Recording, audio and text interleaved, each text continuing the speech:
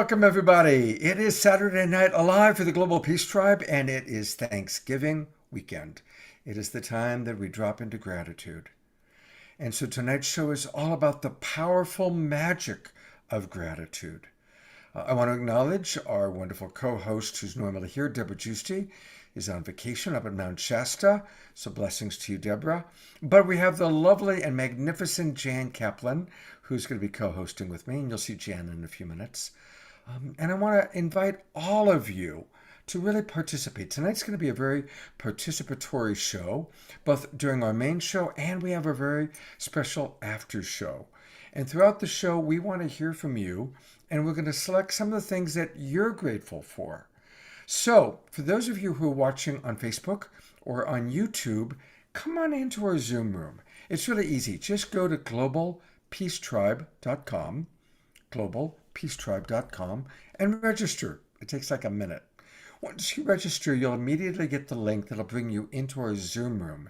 And that's where you can join usually we have a couple of hundred, maybe 300 people in the Zoom room with us. And it's easier to interact. Plus, I can see your comments. And I am going to be periodically reading what people are grateful for. And I am grateful for each and every one of you and for our amazing presenters that we have tonight. So, with no further ado, I'm going to turn it over to the wonderful co-host that I get to work with tonight. Here is Jan Kaplan. Welcome, Jan. Hey, twinkles out there to everybody. And what a great magical night of gratitude we have in store for you. It's going to be amazing. And, gratitude is just something that everybody can practice. And that's what I love about it. So tonight we've got, am I introducing people now, Scott? Is that it? Sounds like a plan. Our luminaries. So our keynote speaker, Dr. Brenda Wade, she's a psychologist and expert. She's been on the Dr. Oz show. She's been on many media shows and national TV programs, and she's a sought after expert, speaker, and author. And we're so excited to have her back here tonight. And believe it or not, there is another Janice Kaplan. We have the same name. And it's kind of amazing. We got to meet. She's a journalist, TV producer. She's the author of many popular books, including the New York Times bestseller, The Gratitude Diaries. And her newest book is The Genius of Women. And so we're very excited to have her on. Louie Schwartzberg is an award-winning cinematographer. You might know him from directing Fantastic Fungi. He spent his career providing breathtaking time-lapse imagery. So tonight we're going to get to hear from him. And Niurka is a transformational leader and master coach. She worked with Tony Robbins for 5 years, and on her own, she guides people into amazing transformation with her dynamic, life-changing courses, events, and international adventures. And the brothers Koren are here with us. We're so excited to have them. We've been waiting for them for a long time to come on the show. Isaac and Torald, who toured the world as the Kin, who've appeared on numerous major television shows and concerts all over the world. So they're going to bring their empowerment and transformational leadership in a small micro homeopathic dose here tonight for us. Saritah is back with us, and we're very excited to have her back as well. She is on a worldwide mission to uplift, inspire, and heal. What better person to be on the show? She raises consciousness with a uniquely feminine blend of reggae, roots, soul, and acoustic flavors. Sounds delicious to me. And last but not least, wow, Paul Draper is back. And we love Paul. We love his magical artistry. And if you don't know Paul, you're going to learn more about him later, but he's been on television, Las Vegas, everywhere. And he's an anthropologist. I love that about him. So anyways, welcome back, Paul. So thank you, Scott. Great. Thank you, Jan. Appreciate it very much. So those are who we're going to have tonight. We're going to really go deep. So I am really excited. I've been hearing about the brothers Koren for a long, long time. And we're so excited about having them that they're actually going to be on 2 weeks in a row. We have never had the same musical artist on 2 weeks in a row, but you're going to get to hear them tonight, and you're going to get to hear them again next week. And let me tell you a little bit about them since it's their first time on the show. As Jan said, they're on a mission. And in getting to know them, they're very committed to sharing transformational leadership. They are very consciousness oriented, and they have performed live on Conan. They've earned a gold record. They performed to over 1 million people while touring with Coldplay, Pink, Roddy Stewart, and Bon Jovi. But now their mission has shifted to one that seeks to include many voices as they listen and study the transformative effect of music on human well-being, which is perfect for what our show is all about. So welcome, gentlemen. Thank you. Thank you, Scott, and everyone. Thanks so much for having us here. We're so stoked to get the invitation. And we're going to start tonight with a song that we'd finish out all our shows when we were headlining as The Kin. And we still play it to this day because it brings people together. About 6 years ago, we started our work now, which is really to hear the world sung one voice at a time. And we've been voice coaches and mentors around voice relationship for many years. In the last 6, we've discovered that there's sort of almost a countless amount of human beings on the planet that have a disenfranchised and a disconnected experience of being home in these whole body instruments, as we call them. And our mission is to help people come home to them. And actually, speaking of gratitude, to drink from the well of experience and forego the myth of performance. And we're going to just give you a taste of that this evening. So thank you so much for letting us be here with you all. And we have a belief, and our bias is that everyone has a voice worth hearing. And that when we do, like Charles said, when we do drink from that well, when we experience it, when we taste our own voice, immense gratitude and joy is perhaps on the other side of that terror that apparently 25% of all Americans fear public speaking and singing, goes without saying, more than death itself. So we're going to give you a taste of that joy and gratitude in this song. We're going to ask you to sing along and in the safety of your own home. Sing to your cats or your neighbors. But sing along and let's activate, let's tune in, let's connect into that frequency, that music that we are, that music of the spheres, that harmony with everything and nothing. This one's called Everything's Changing, that one constant in life, change. Time moves slowly. I watch my feet as I'm falling into the moment. I burn like quickening. You're playing my heart to the pulsing generation. Oh, where the ground is shaking, nothing is steadfast. It's like you couldn't rely on love to keep you falling in so fast. When everything's changing, I wanna stay close. And when everything's changing, I wanna cry out. Everything's changing.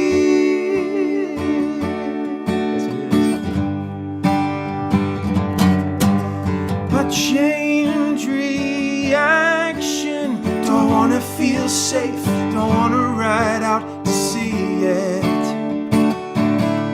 to release it.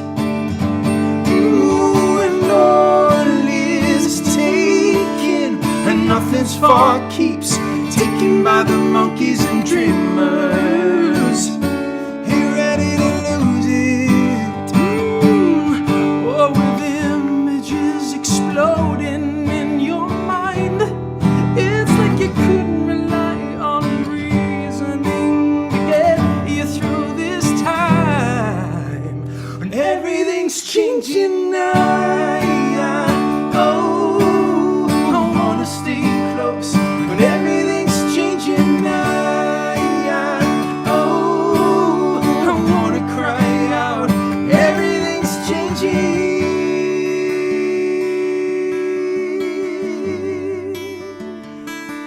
right, sing after me. Use your voice, warm your voice. Let's hear yourself. Greatest gift. Ready? Sing after me. Oh, come on.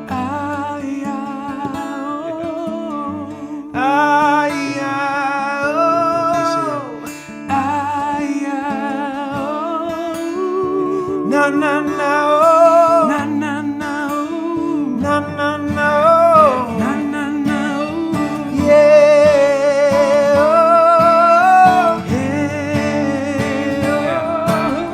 oh, na na na oh, yeah, na na na oh, na na na oh, yeah, na na na oh, yeah, yeah. Here we go. And everything's changing now. Oh, I wanna stay close, but everything's changing now. Oh, I wanna cry out. Everything's changing.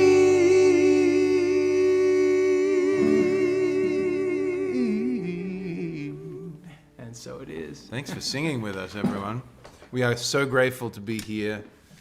Oh my Bodied in God. this Wow. with you all. You guys. Wow. I'm still kind of blown away, actually.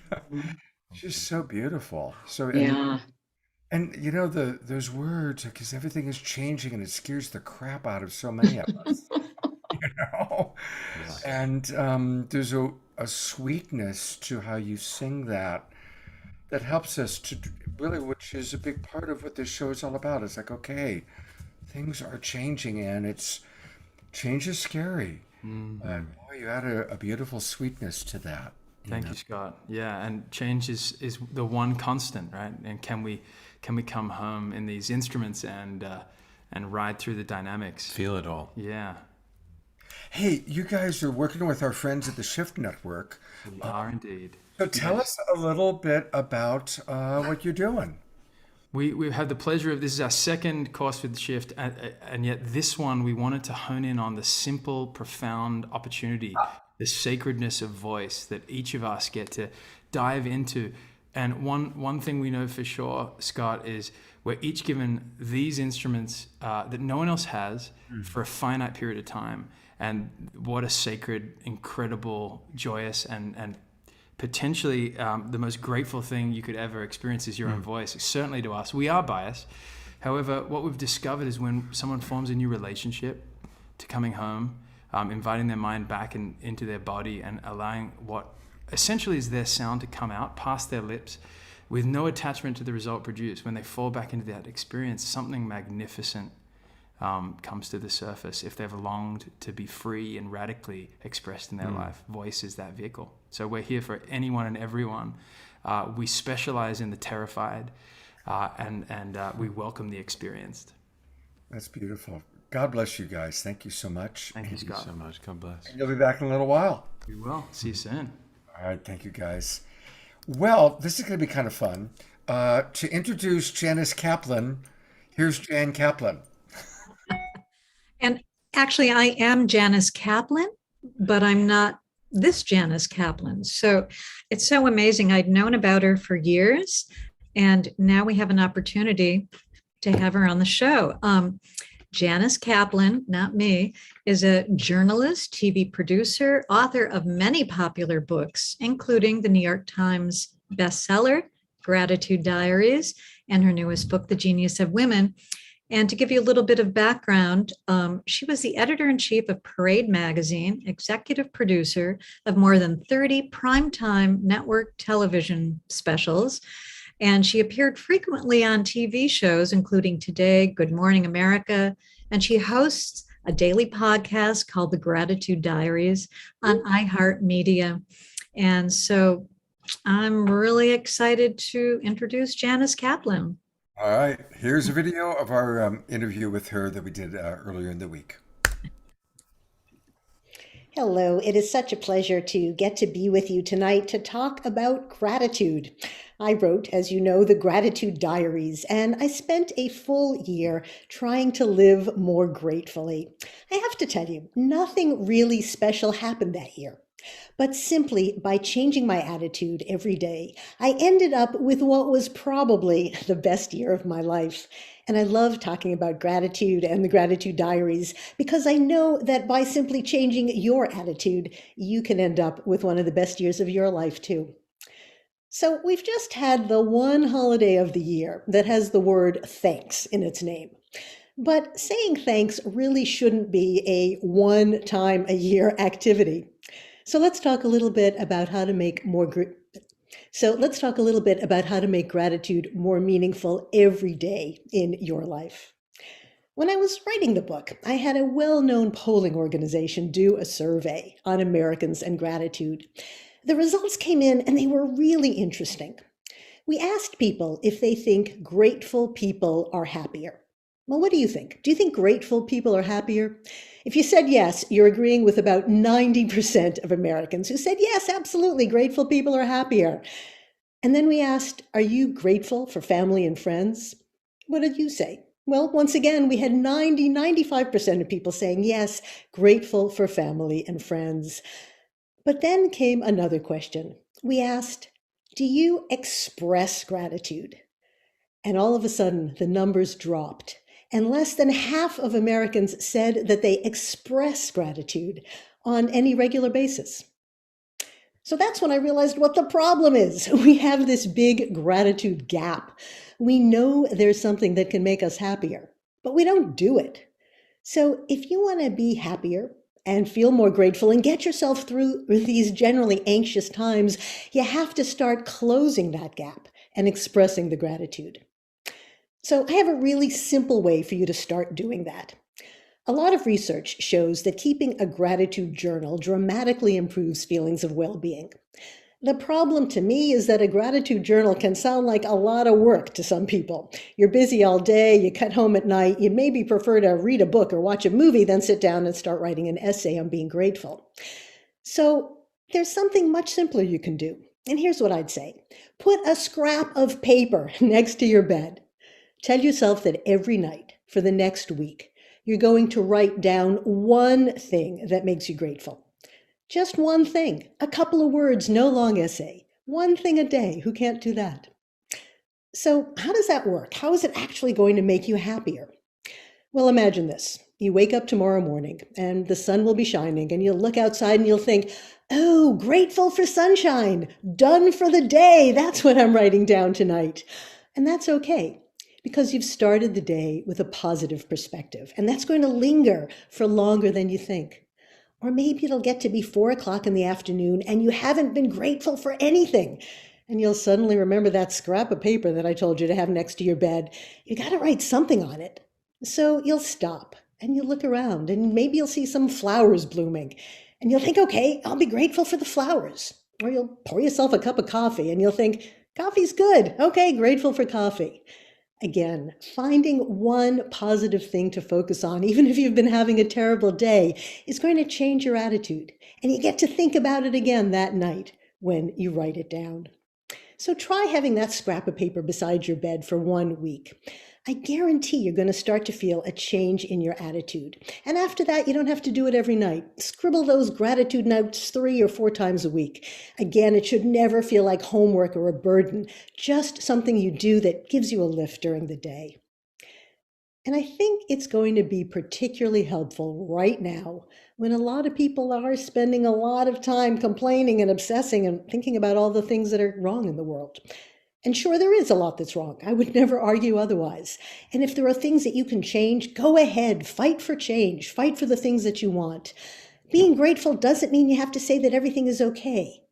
But it does mean you look for a balance. You reframe a situation so that you're not just seeing the bad, because our minds too often just do go to the bad and we forget to look for the other side. We forget to look for the good. If you want to make gratitude even more powerful for yourself, I've found that expressing gratitude out loud is the very best way to improve how you feel. And it works even when circumstances aren't ideal. I was in a very crowded grocery store right before Thanksgiving, and I noticed a young clerk who looked exhausted. He had huge boxes on all sides of him, and he was refilling the shelves as fast as people could pull things off them. I watched him for a moment and then I said, "Hey, thank you so much for working so hard. It means a lot before the holiday." He looked surprised and then he gave me a little smile and he said, "Oh, thanks. No one ever says that." Now, let me just tell you, I was there looking for peanut butter because some little kids were coming to my house, and the store did not have the brand of peanut butter my family likes. So I might have left there feeling all grumpy and irritated. But instead, just that little moment of expressing gratitude made me feel better. We generally think that expressing gratitude is a gift we give to other people, but really, it's a gift that we're giving to ourselves. For me, it made me focus on how glad I was to live in a nice town with hardworking people. Now, maybe the guy in the grocery store got a little gift when I thanked him. I hope so. But I felt better about myself and the world all day. Expressing gratitude puts a little kindness into the world that reflects right back to you.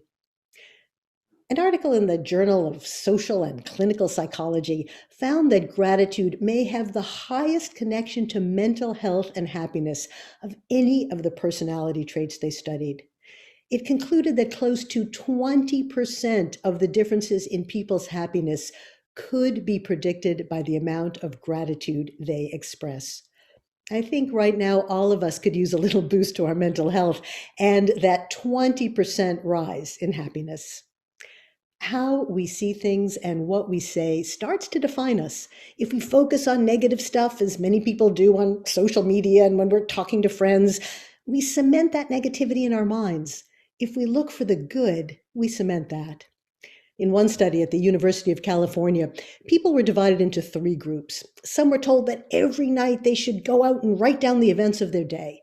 Others were told to write down all the things that went wrong that day. And the third group were told to write about things they were grateful for. Now, I suppose if you're a classical psychotherapist, you might think that the people who wrote about the problems were able to process them better. But that's not at all what happened. After several weeks, the people who wrote about the things that made them grateful scored higher on all the happiness tests. They were more optimistic and they even exercised more. When you focus on the good rather than the bad, even the worst situations can start to seem a little bit more manageable. If you go over and over the details of something terrible that happened, it starts to loom larger in your mind. It becomes a bigger part of who you are. Gratitude helps you look at any problem more realistically. It reminds you that there can be good and bad in every situation. Now, you might think that you're a grateful person because you appreciate what you have. But if you don't express it, you're not getting the full benefits.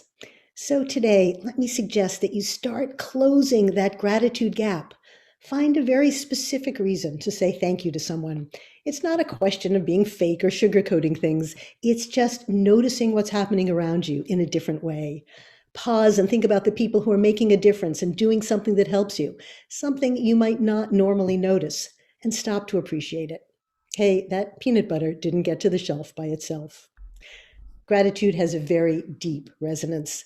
The positive feeling of saying thanks stays with you. Expressing gratitude makes you feel happier and more connected. Try it with someone you encounter today. You'll have a better day, just like I did, no matter what kind of peanut butter you're eating. So happy holidays. Thanks to everyone and much gratitude. Oh, what a delight, huh? That's really something. To Jan Kaplan, that's live with us. I'm going to bring you back on for a minute. So, what stood out for you when you met your namesake? Oh my gosh. It was such a thrill because I had known about her, for a long time. And then I thought, oh my God, we're doing a Power of Gratitude show. What a fun way to get to know her. And anyway, she's so positive and so fun. And anyway, I'm inspired. Yeah. Well, just a reminder to everybody that she did write a couple of books, and we want to spotlight those. She wrote the Gratitude Diaries, and so we always want to acknowledge and support our presenters, and so really want to encourage you to go get the Gratitude Diaries if you like what she had to say. And then the other book that she wrote, which I want to spotlight for a moment, is The Genius of Women. Now, the statistics show us that 78% of you watching are of the feminine gender. And so here's a chance for us to learn all about the genius of women. And I really actually like what it says, from overlooked to changing the world. And I just want to say for a moment, and I mean this very sincerely, I do believe that.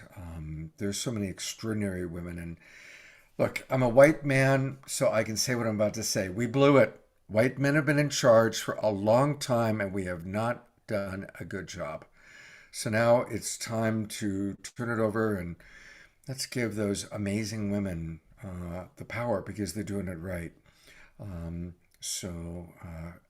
Two very important books to see. All right, now, as all of you who are regulars know, we have a wonderful feature on Saturday Night Alive, and that is our Wisdom Jewels. And the Wisdom Jewels are created by Jan Kaplan, the Jan Kaplan that's with us. This one, I'll pop her back on. They're created by Jan and her partner Jay, and you'll be seeing Jay later on tonight in our after show. So here is this week's Wisdom Jewels.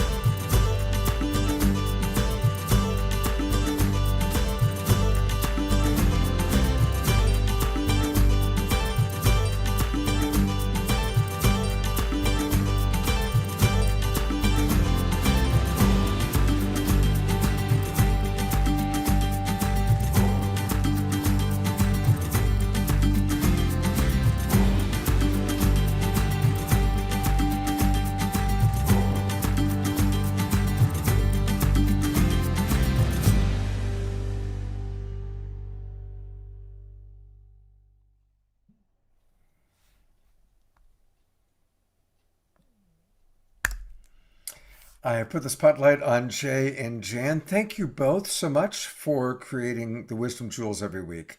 It's really become one of my favorite features. I know Stephen, our Mystic Monastery Wild Abbot, Jerry, gets excited the moment we introduce the Wisdom Jewels. And Jay, you want to tell us just a little bit about what's going to take place in the after show tonight? Well, we've got a very diverse after show. We have Missy Galore, who's she makes these incredible feather wands, and she's a very talented artist and musician. We're going to be playing a video that I did with her, and we're going to pray for the whole global peace tribe, which is my passion. I really enjoy praying for others. That makes me feel that I'm blessed. So whatever works. And Fanny and Starchild and Vagari are going to be with us. And they're going to play a live song and talk about gratitude. And they've been together 30 years, and they're just, they have no drama. I mean, you could just see it. I asked them about drama, and they didn't even know what I was talking about. So they're really good people. And we love Fanny and Vagari. And so, well, Everybody, that's a reminder that we have the after show. It'll go on at 8:30 p.m. sharp. And Jay, we're looking for And I have a Baba Haridas hand mudra video from the 70s. Oh And wow. it's really cool. He's a guru that, he's in that whole lineage of those days. I know Baba Haridas. Well, it's gonna be fun. So everybody, make sure you stick around at 8:30 for tonight's. That's 8:30 Pacific time for Jay's after show. And looking forward to seeing it, Jay. Thank you so much, and thanks again for creating the wisdom jewels. Uh, I want to invite everybody to a couple of things. This whole show started as a fundraiser, and we've raised over $150,000 for individuals in need. Some of the people that we've supported that were dealing with cancer or people that lost their homes in the wildfires. Um, but this month, the month of December, to be honest, our recipient is us because we really need to bring in a little bit more to support Saturday Night Live to continue. And so I want to thank everybody who's already supported us. Um, and we're actually kind of doing a fundraising drive, and it's awkward for me to ask for money. I got to be honest, it's not easy. But frankly, we're continuing to increase kind of our production value by having really good promotional videos, paying our musical artists, and expanding it. And what started as we thought we were just going to do it for a few weeks has become obviously an institution. And every week, people say, "My God, Scott, this is my lifeline. Saturday Night Live is how I stay connected to community, how I feel inspired." These are hard times, and our show does provide a lot of inspiration. And not just Saturday Night Live, but as many of you know, I do a show every Friday night called Straight Talk, and we're changing the name of that show to The Awakening World, and every Sunday, my Sacred Sunday show. And these are all ways that we can come together as Global Peace Tribe, get the resources. So your support is really needed. And of course, this is a Q code. So if you take your trusty cell phone and put it to camera and go towards the Q code, what pops up is a link. You can click it, and it makes it really easy for you to donate. So please do support us. It's really important. We want to continue to grow and to expand, and your support really makes a big difference for us. So thank you very much. There's another way too that's kind of a win-win, and that is to support us by buying Qualia products. Many of you have heard me talk about it, but if you haven't, every day I take Mind, and I've been using Mind for about a year and a half now. James Schmachtenberger, who's going to join us in a minute, he's with us, is a friend of mine. I've known James for many years. We're actually personal friends.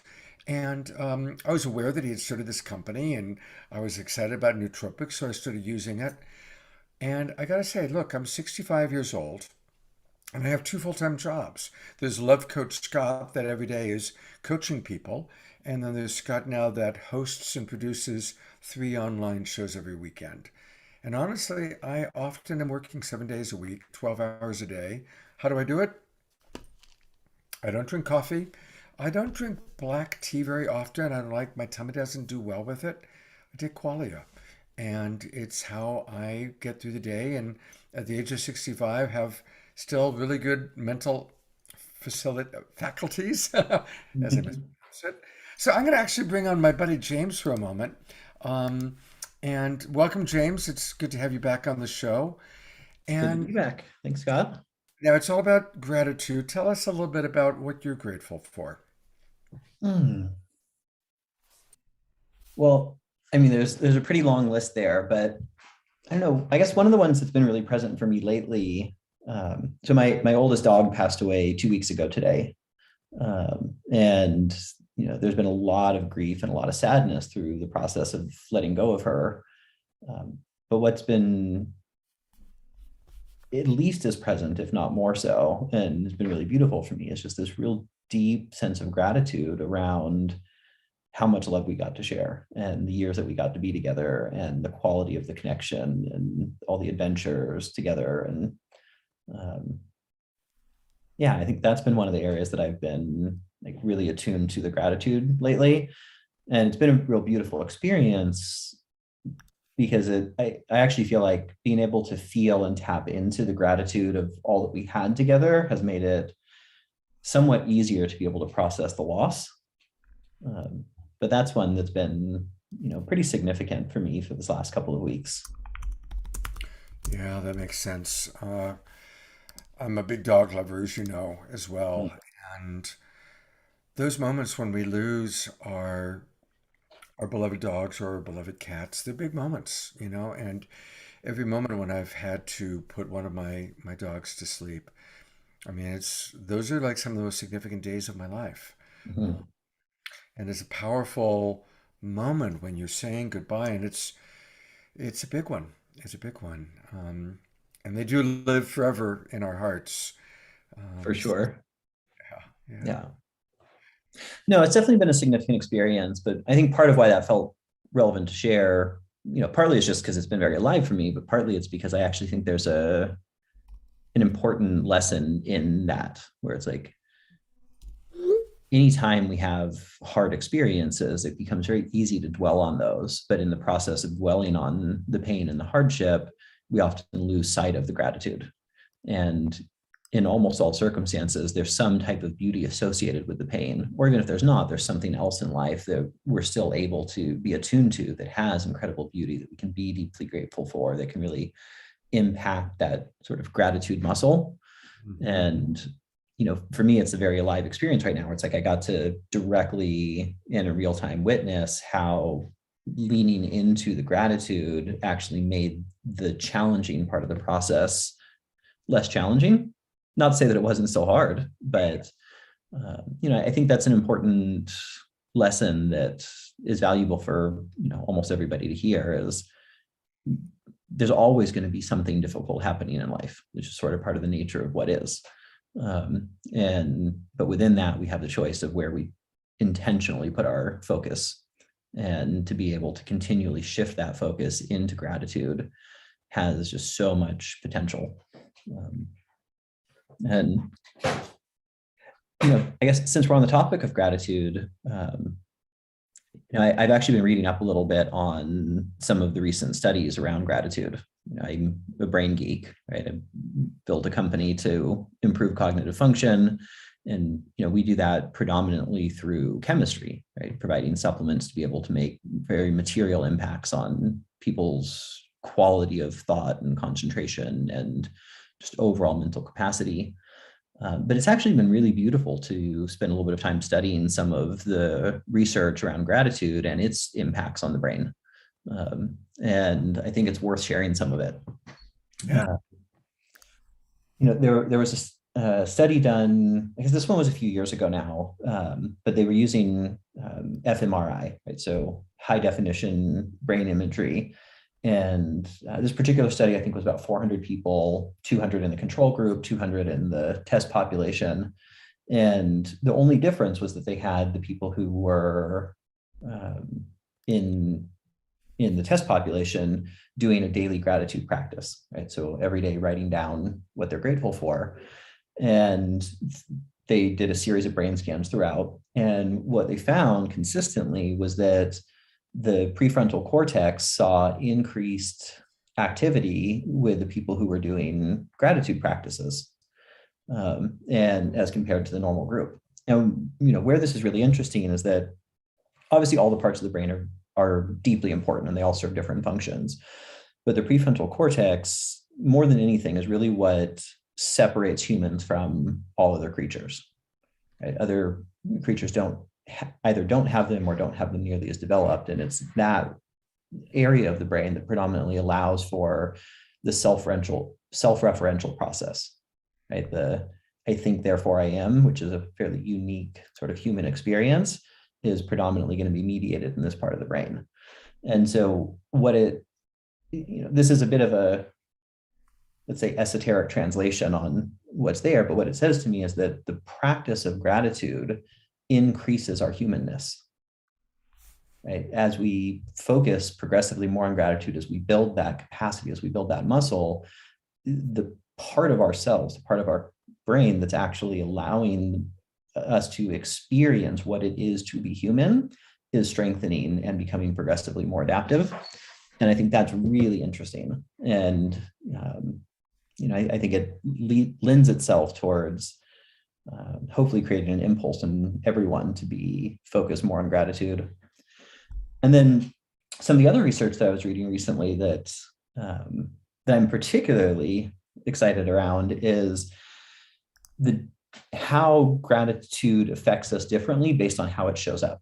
Right. So there's been progressively more and more information known for a while now about the impacts of gratitude. And as a result, people have been doing more gratitude lists and gratitude practices, which are phenomenal and they should happen. But what some of the more recent research is actually identifying is that the brain and nervous system respond notably more positively when the gratitude is received from an external source than when it's purely an internal source. So doing the daily gratitude lists are amazing. And there's an even greater degree of effect that happens when you hear gratitude from the people in your life. Mm-hmm. And so, what that says to me is that one of the very best things that any of us can do in terms of developing more competency in and around gratitude and developing more benefit around it is to become more verbally expressive of our gratitude. Right? Because the more that we choose to express our gratitude to other people, for one, it's going to improve their life even more. Right? They're not only are they going to light up and have all the warm, fuzzy feelings that come with it, but it's actually making very real changes at a neurological level. And in the process of sharing gratitude with other people, what it tends to do most of the time is to elicit a similar response. Right? So the more that we can be communicative to the people in our lives about how much we appreciate them, specifically what it is that we love about them, that we value about them, the ways that they light us up, etc., then we're helping them. We feel great because we're doing a gratitude practice in the moment, and we're dramatically increasing the odds that we're going to start to receive gratitude from an external source, which is then going to have the most positive impact on our nervous systems. So those are a couple of things that are, somewhat newer research, but I just found particularly interesting. And I thought that, in light of talking about gratitude and tying it in with brain science, since that's sort of my area of interest, felt like it was a worthwhile share. Beautiful, thank you. And it is from that great heart and mind of James that he and a really remarkable group of people have created these qualia products. I'm going to put a link into the chat box where you can see a video that I did with them where we all went a little bit more into detail. But here's a very short video, just a little bit about qualia to introduce us. The brain is the most complex biological system we know of. Its ability to make sense of the world around us is nothing short of stunning.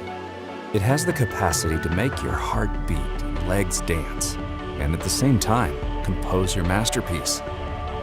We nourish our bodies, but imagine what could be possible if we could further support and enhance our minds. Meet qualia. After years of research and development, we were able to create nootropics that comprehensively support the brain's abilities, both immediate and long-term. Qualia products are made of the highest quality ingredients designed to improve focus, energy, creativity, and mood.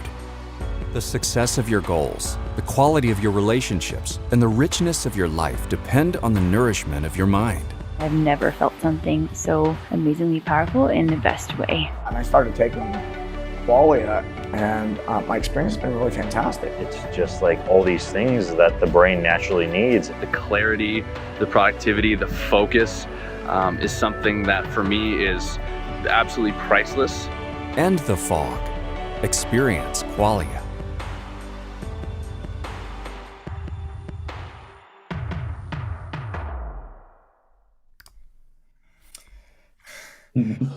So I want to encourage everybody. James is very generously giving a discount. There's a 15% discount across the board by using our initials, SNA. And for any of you that are first-time buyers, you get 50% off your first order plus another 15%. So get started with it. And James, thank you for sharing your wisdom to create these products, which I'm grateful for, and also sharing your wisdom about gratitude today. I've really enjoyed it. Thank you. Absolutely. If I don't know how tight we are on time. If I have one more minute, I'd love to share one other thing that I'm grateful for. Please do. So it's actually for the Neurohacker team. So the team that helped create Qualia, that did all of the science, all of the development.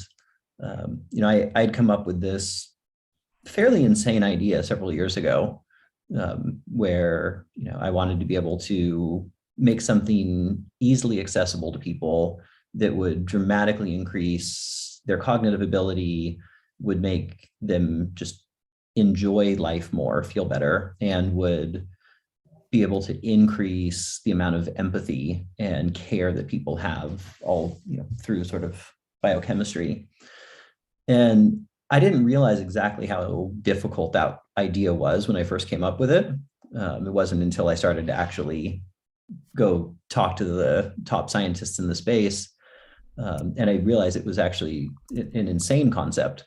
And one of the things that I find myself just kind of continually grateful for is the number of people and the incredible amount of talent that has joined that vision, and actually made it possible. Because it's definitely not something that I could have done on my own, right? I can come up with crazy ideas, but I don't have the relevant scientific background to be able to do all the different pieces.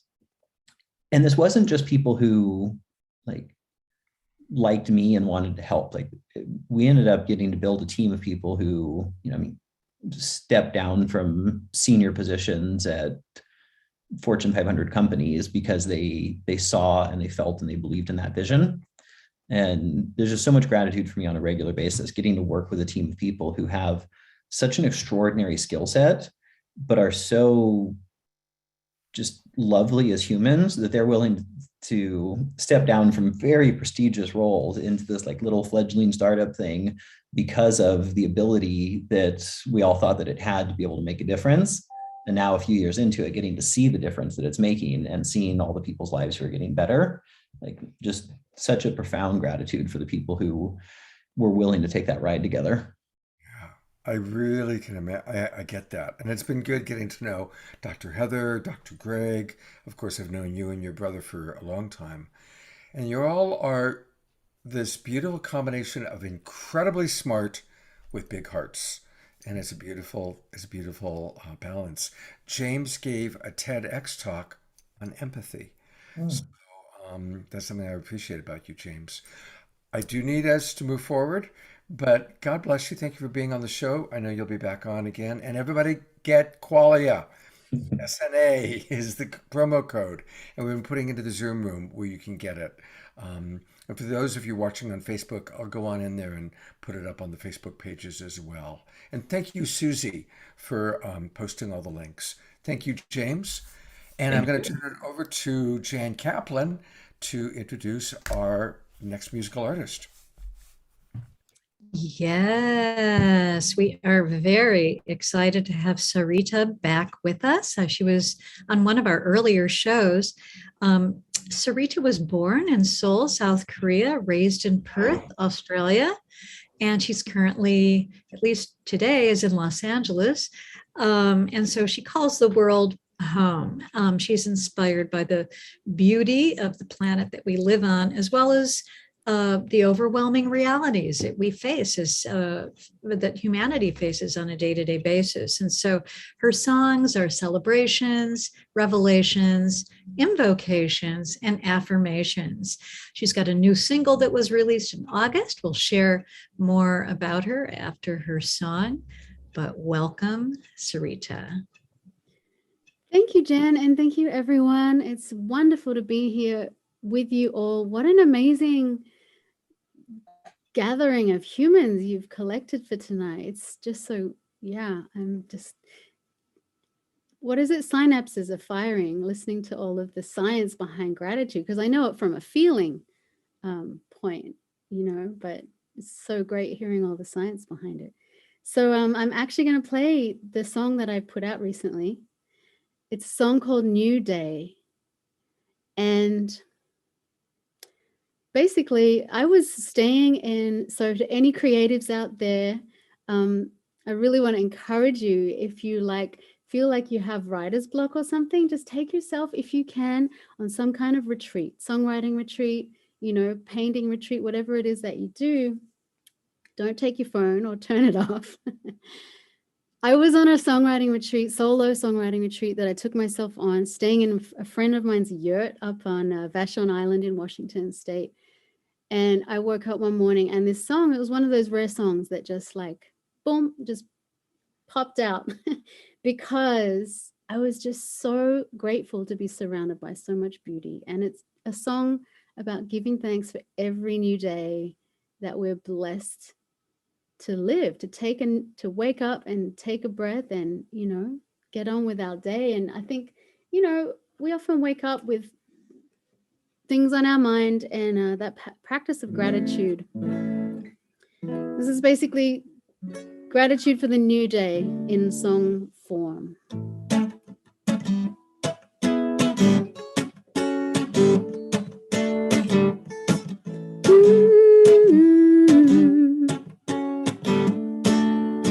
Every single morning when I wake up and I see a new day is dawned. I'm giving thanks to the Creator. I promise I'll do my all to live it in a good way. Remember, every moment matters each day. The blessings, they are endless. What do you say? People, it's a new beginning. Come what may. Life is what we make of it. Come on now, let's live some life. Life, oh, life is happening. Come on now, let's share some time. Life is what we make of it. Come on now, let's live some life. Life, oh, life is happening. Yeah, new day dawning. New beginning. New day dawning. Birds are singing. Every single morning when I wake up and I see a new day is dawned. Oh, I'm giving thanks to the Creator. I promise I'll do my all to make the most of this day, to live in truth and to do so kindly, to use my voice for good with sincerity, to do the best I can with all my ability. Life is what we make of it. Come on now, let's live some life. Life, oh, life is happening. Come on now, let's share some time. Life is what we make of it. Come on now, let's live some life. Life, oh, life is happening. Yeah, new day dawning. New beginning.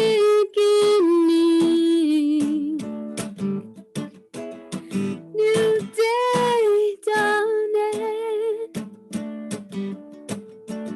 Birds are singing. New day dawning. Ooh, new beginning.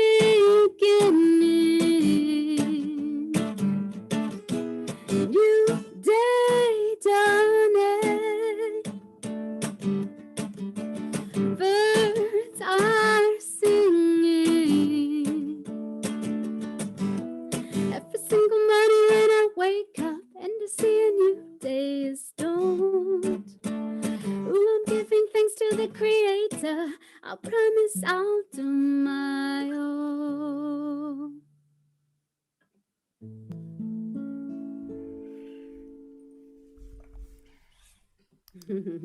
Saritah, that's like the perfect song for what this show is all about.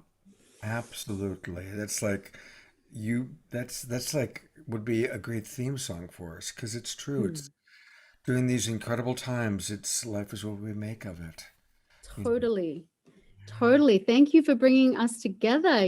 Life is what we make of it. And so thank you for showing up so consistently thank you over very so much. much time, to gather us. And I know, like you've shared, that you've really been a lifeline for a lot of people in these very curious times. But I do want to say that, it's a new beginning too. It's a new day. And I do feel like it's a new beginning that we're in, and a lot of people have had the opportunity to look at what really matters in life and to focus on that and to bring their gifts forth for the greater good of all. So yeah, obviously one of your gifts is bringing us together. So thank you. Well, and you just everything you said is just so true. It's so important, and thank you for holding that consciousness and sharing it through your music and through your voice. And speaking of your voice, we really want to encourage everybody to support our artists. And Saritah's website is thejoyofsong.com. Susie's putting the link into the chat box. And you've got something coming up. Tell us a little bit about the Voice is Love journey for women. Yeah, Your Voice is Love. So probably 5 or so years ago now, I think I started holding voice and healing workshops for women as I toured around the world, and just found so much transformation, so much. It's just insane how, and the brothers Koren was sharing too, people, we get in our own way so much, and really, like, each one of us is an instrument in this orchestra that is the universe. That's a paraphrase from the great Sufi author and musician Hazrat Inayat Khan. Each one of us has a voice that is the only one of its kind in the whole of creation, in the whole of history, in the whole of time to come. And it's our unique sonic fingerprint. And if we don't sound it, then it doesn't get sounded. So my lens is very much like, it doesn't matter what your voice sounds like. What matters is that it sounds, and that the upside of sounding your voice is that, over time, if you practice, and another lens that is very important to me is freedom through discipline. If you practice, you will find that freedom and your voice will sound, better. It will become more resonant. So I've just been on my journey as a woman, just called to work with women.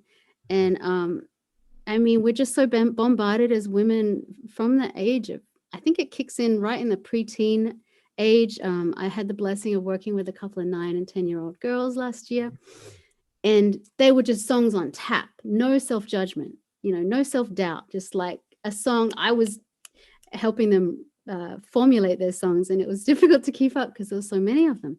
And then at the other end of that is she's in her 60s, one of my students. She was told in the 7th grade that she was tone deaf. She carried that for like 5 decades, whatever that is, and came to me, and we busted down, like literally brick by brick. We busted through that limiting belief because it wasn't true. God bless you for the work that you're doing. And it's time, women, we're coming out of however many thousands of years of so the feminine is flowing forward. Thank goodness, after so long. So Your Voice is Love. Go it's a 10-week program. Go to her website and sign up. Everybody. We're going to go deep. Yep. And now tell us about you've got a free introduction. Yeah, so there's a free intro workshop and Q&A this Tuesday at 2 p.m. Pacific time. So sign up for that if you want a taste.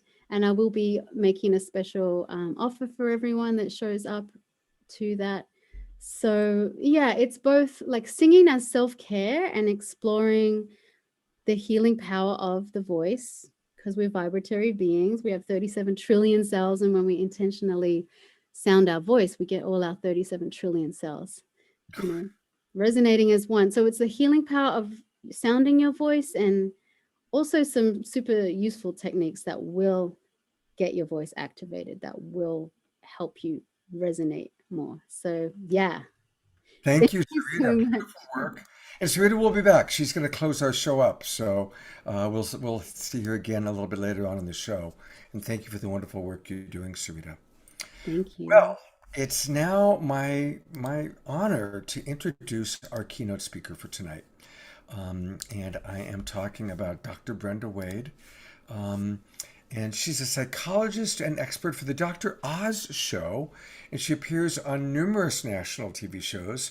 She's very sought after, and we got to have her again. She was with us once before, and when I was designing the show on gratitude, I thought of her and I thought, oh my God, I wonder if there's a chance that we could get her. And I'm so grateful that on this Thanksgiving weekend, she agreed to be with us. For any of you who don't know her work, she's an internationally recognized leader specializing in relationships, diversity, and inclusion, remediation, and training. She delivers intersectional presentations that transform embedded patterns of racism, sexism, and homophobia. Thank you so much, Brenda, for doing that work. She writes as the Love Ambassador for Online for Love, and she created the science-based Modern Relationships training programs. Her motto is learn better and love better. She's hosted 4 national television shows, as well as the longest-running San Francisco Bay Area K-Ron 4 TV program, Black Renaissance. She serves as the chapter chair of the Zenith Level, Women's Presidents Organization, on and on and on. She's doing so much. It's remarkable. I spoke to her yesterday, and I was blown away with all the different things she's involved with. Brenda, thank you. I'm grateful for women, human beings such as yourself, that are so dedicated to transforming our world, and you do it in so many ways. So thank you very much. And thank you for being with us tonight. Such an honor, Scott. I can't begin to tell you. My heart just started blooming as you were speaking. I feel so honored and so enlivened. You know, the music with the brothers Koren, listening to beautiful Saritah, listening to the other speakers, James, getting into all the brain hacking, which is my sweet spot. So you guys have been warned about that. If you hear some brain science coming at you, I have to bring that into the conversation, because if we don't understand what is really happening in our bodies, in our minds, and above all, because what I'm going to be talking with you about is putting relationships right down front when we talk about gratitude and talk about gratefulness, because my beat is everything about relationships. I don't care if it's talking about mother-daughter, father-son, with your siblings, where, you know, sibling rivalry and all that nonsense gets triggered. We have something here that, whether it's your beloved sweetheart, your longtime spouse or partner, we have something here that can help heal and uplift and nurture relationships. And that's gratefulness. It's a tremendous power. So let me just jump in the way that I start all of my trainings and everything that I do, our mastermind programs. We always start with just a moment of focus. So I invite you to take a breath with me. And not just a shallow breath into the lungs, but imagine you could breathe all the way down to the floor of your pelvis. And as you're taking that breath in, I want you to hold one thought. And that thought is, I am so grateful for my being. Breathe it in. I am so grateful for my being. Everything about you that you criticize, you think isn't good enough, you're too this or too that or not enough, whatever, let it go and breathe the next breath. I am so grateful for my being. Everything about me serves a purpose. What I think isn't good enough is where I'm called to do more work, to cultivate myself, to bring more of my true self to life. So last breath, I am so grateful for my being. Let the resonance just begin to expand. Let yourself come more alive with being grateful for your being, because where we do the most harm in relationships is where we're suppressing ourselves, where we're criticizing ourselves, finding ourselves lacking in some way. And above all, failing to see the beauty, the grace, the intelligence that we all have. So let me share just a little bit about my journey. I'm the second of 7 children. My parents came out of the Deep South. They came from, my mother from New Orleans, Louisiana, and my father from a part of Louisiana that's just known as the country. We used to say it's so far back up in the woods, we pump in daylight. You take a lunch to the mailbox, and you definitely take a stick to get the snakes in the outhouse, because it was way back in the woods. And in spite of all of that, somehow my father found a way out, and the way out was the same, I think, for a lot of men, especially African-American men. He went into the military, and my mom became a teacher who got a master's degree in education after having, or while having, 7 children. They all came out to San Francisco, where I was born and raised. So with that background, one of the things that was very clear for me is that my parents were struggling. There was a lot of outbreak, of rage and upset that could happen, never directed at one another. My father worshiped my mother, but we kids took a lot of hits, and physically, emotionally, mentally, in spite of all the things they gave us that were wonderful, great education, being able to speak, as my mother used to say, the Queen's English, because she was a teacher. There was still this deep pain. And what it did for me is I internalized, and I know I'm not the only one, I internalized that I wasn't good enough. And there were things about me that were just somehow, I couldn't reconcile that I was a good enough human being. That's why we started with that breath, that I'm grateful for my being. I had to learn all of that. And it was quite a long journey. And I'm going to cut the long story short. But what happened for me was I met teachers along the way. I had the tremendous good fortune to be personally mentored by Dr. Virginia Satir. Some of you know Virginia's work. She created humanistic psychology, family therapy, neurolinguistic programming. So I got to sit at her knee as this little tiny 22-year-old and get all of that training. I've had a wonderful spiritual life. Chocho Imamoto was my spiritual teacher. I've worked with many other spiritual teachers over the years, but I started out, before I met Virginia, doing hard science. So I'm going to ask you now to forgive me, because we are going to get into some hard science. And I love all the other speakers framing the science for us, but I'm going to talk only about my beat, which is love. Love relationships.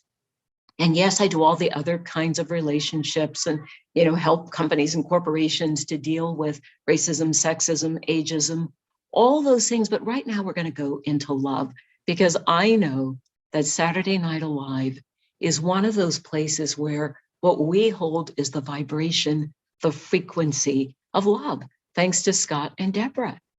And tonight, Jan. So if you could just for a moment imagine falling in love with yourself and being grateful for your being, how might that shift your love life, your relationship life? So all the research does say we have 12 powers of the heart. Love, wisdom, truth is the trifecta. You put love, wisdom, truth together, you get a flame that's vibrating at a high frequency. Those of you who are frequency beings like me, that's the violet fire.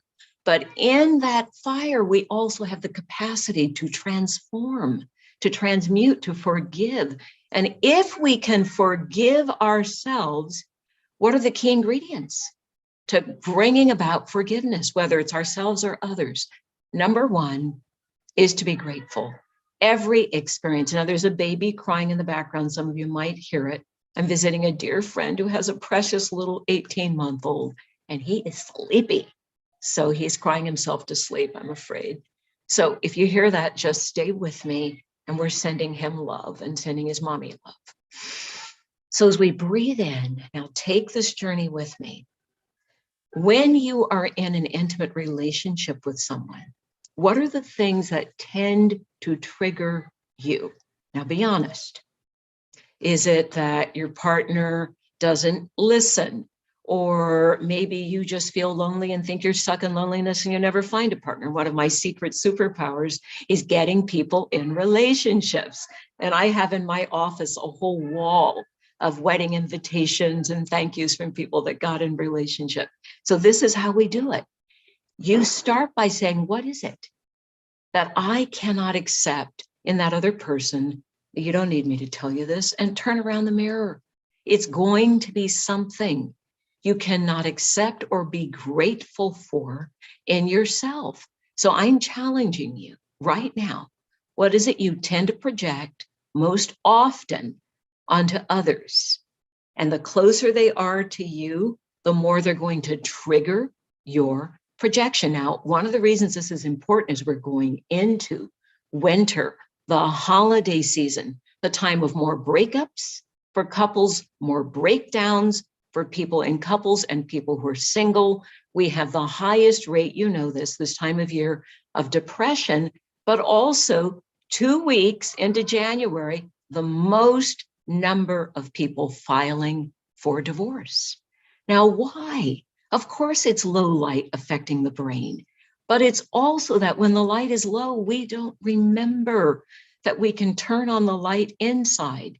So here we go. We're going to do a quick process together. Start tapping right here on the sternum, your breastbone. Right under that bone is a teeny weeny little gland called the thymus gland. We're going to activate it. This is my favorite process, and I always like to share it because within 60 seconds, the thymus gland starts pumping that thymus hormone through your heart. It creates a condition called softening your heart, opening your heart. And as you soften and you open your heart, you're better able to activate those 12 powers. Now, the power we're working with tonight is gratitude. So breathe in again. I am grateful for my being, and I'm grateful for the things I have struggled with in my life, the things that were hard for me, because as I activate that gratefulness, guess what it brings online? If I can be grateful for my own shortcomings, the things I thought weren't good enough, then I can be grateful for you and yours. That awakens compassion. Compassion is the twin of gratitude. So as we feel gratitude for life, we have compassion. For ourselves, for others, for Mother Earth, we have compassion. And don't we need that right now? More than ever, our Earth Mother is saying, excuse me, I'm not going to be able to survive if you people don't have gratitude and compassion for me. So that's the big picture. But now I want you to bring it back to your love life. Now, if you're single and lonely, I dare you to be more grateful for yourself. Now let your hand just rest, and grateful for anyone else who comes into your life. Because as you share this beautiful heart energy, you, my darlings, are releasing a magnetic power. And that magnetism increases the love, because at the end of the day, all those 12 powers of the heart add up to this tremendous magnetic love that we can put out, but also receive. So if you're single and lonely, practice being grateful for yourself and everyone and everything around you. You will magnetize love. If you're in a relationship, don't let the winter darkness destroy it. Practice being grateful for yourself. That opens the door to having gratitude and gratefulness for your partner. If you can't have it for yourself, it is really hard to share it. But the toughest one of all is always giving love and gratefulness to ourselves.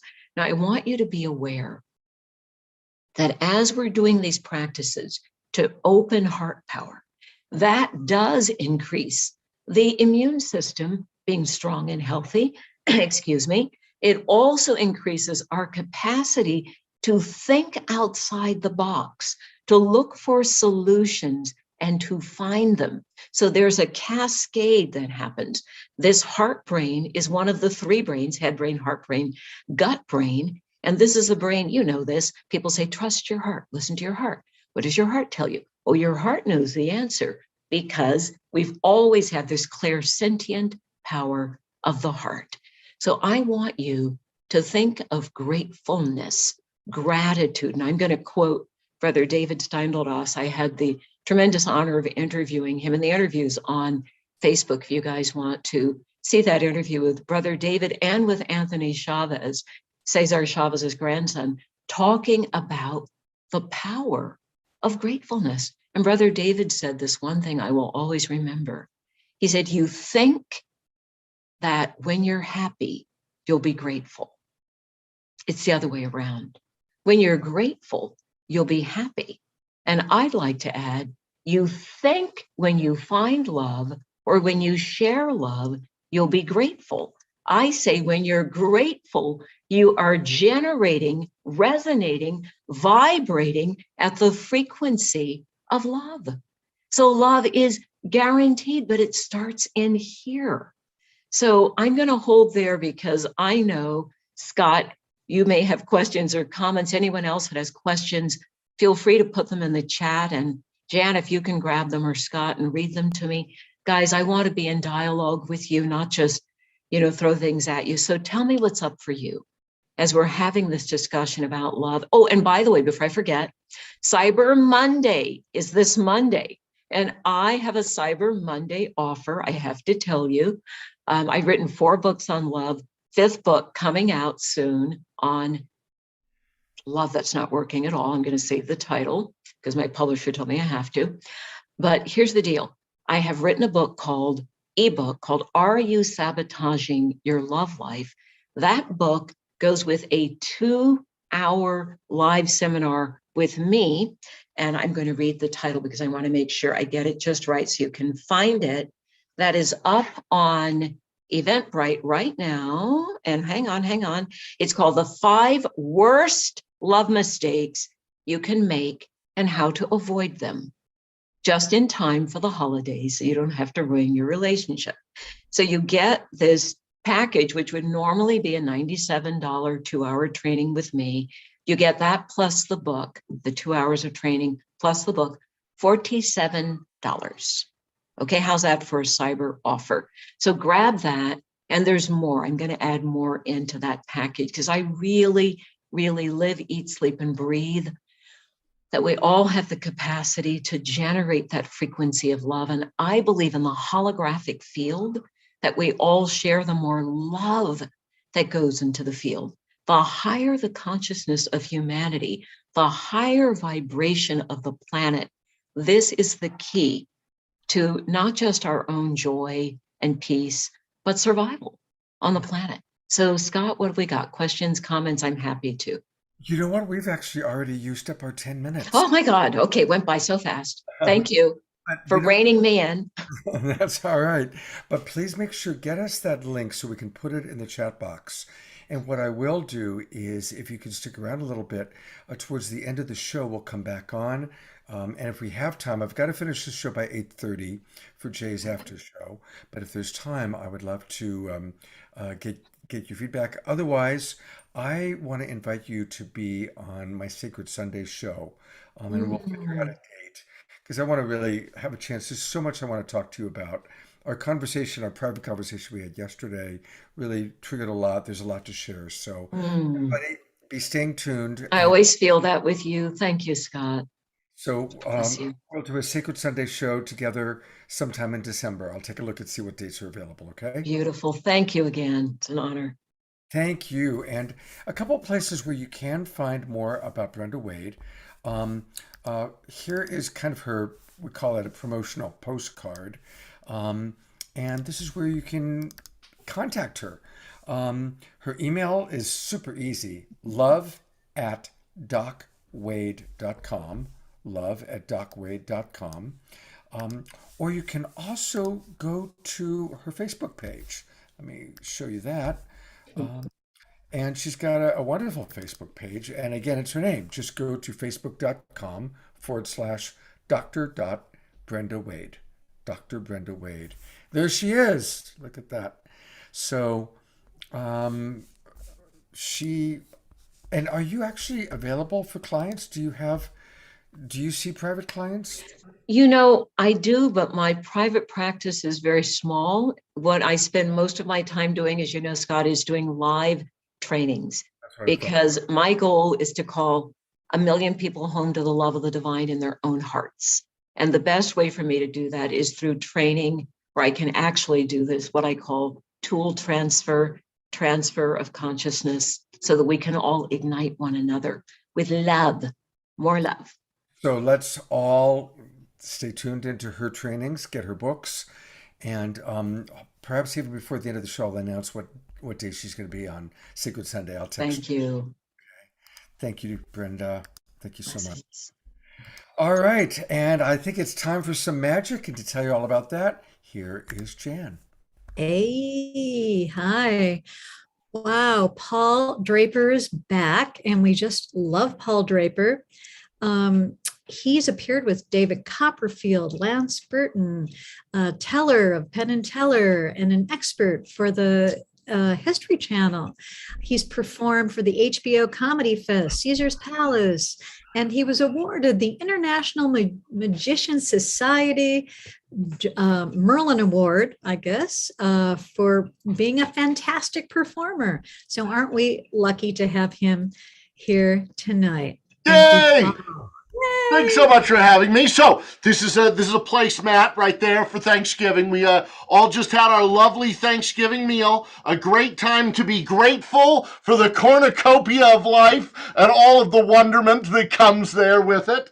But now it is time. I still have my fall decorations up, but I'm getting ready to transfer over to the Christmas and Hanukkah and Kwanzaa and all the different winter festivals coming up. There are over 37 different winter festivals coming up to do more shows for like that from here. And so one of the big parts of that, the decorations that I love to put up, are Christmas ornaments. I'm going to show you. Even though I'm a Jew from Salt Lake City, Utah, my father was Mormon. So we do Christmas ornaments. There's a little Christmas ball right there. Watch close. I have 3 Christmas ornaments. 1, 2 go into my hand, and 1, that one right there, goes into my pocket. And yet somehow, even if one shatters, one breaks, the cat jumps on the Christmas tree or the Hanukkah bush, I still have 1, 2, 3 Christmas ornaments. Don't worry, there's always enough with gratitude and family and love. We'll take one of those ornaments, put it away, and yet somehow there's always 1, 2, 3 Christmas ornaments. If I take one of those ornaments and I toss it really fast, a strange thing happens. All the color comes off of it. Oh no, it's white! It's just a white Christmas ornament. Okay, so now I have 2 white ornaments and 2 red ornaments and 1 white one. Here, Brenda, since you're still unmuted, if you would, Dr. Wade, name a Christmas color other than red and white. Green. Green, perfect. Wiggle your fingers, say green.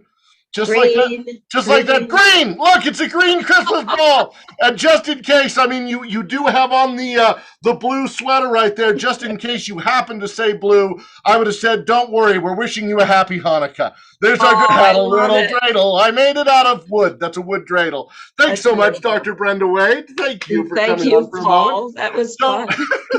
Now, Brenda was talking. Dr. Wade was talking so much about love and about relationships and romance. I wanted to share somebody I'm grateful for that we lost this week was Stephen Sondheim. And he talked about the great composer and lyricist who worked on West Side Story and Into the Woods and Gypsy and all these wonderful shows. And I want to take less than a minute to share the lyrics of one of his songs where he talked about being alive and what it is about being grateful for being alive from the show Company. It was, when to feel alive, you need someone to love. And these are the words. I think they're so beautiful. The idea of someone you have to let in, someone whose feelings you spare, someone who, like it or not, will want you to share a little, a lot about being alive, someone to crowd you with love, someone to force you to care, someone to make you come through, who'll always be there, as frightened as you of being alive. But what do you want more than anything? Someone to hold me too close, someone to hurt me too deep, someone to sit in my chair and ruin my sleep and make me aware of being alive. beautiful lyrics, that it comes with the happiness, with the sad, the connection, the truth of who we are and how we reflect. Oh, Dr. Brenda Wade, you reminded me of all of those wonderful things in Stephen Sondheim's songs, and I look forward to seeing your book and more of your lectures on that. So I'd like to share as I've been sitting here listening to everybody talk about all the things they're grateful for. I've just loved hearing about health and travel and family and friends, love, money, our memories, and all of that comes together to make this one idea of gratitude and being so grateful together. And it's so nice learning from everybody talking about that. So as we go out into this scary world, I have a couple of little paintings here. I don't know if you can see that. It's a painting of a snowman in a snowstorm. Can you see it? No. It's very similar to this one, a reindeer at the North Pole. No, right there. Another one, another. There's this big, scary world out there, and we don't always know what it's going to look like or what it's going to feel like or what we're going to see or what we're not going to see. But we create our images of love, this idea that there's endless love, and that can be Jesus, that can be God, that can be your family, that can be your friends.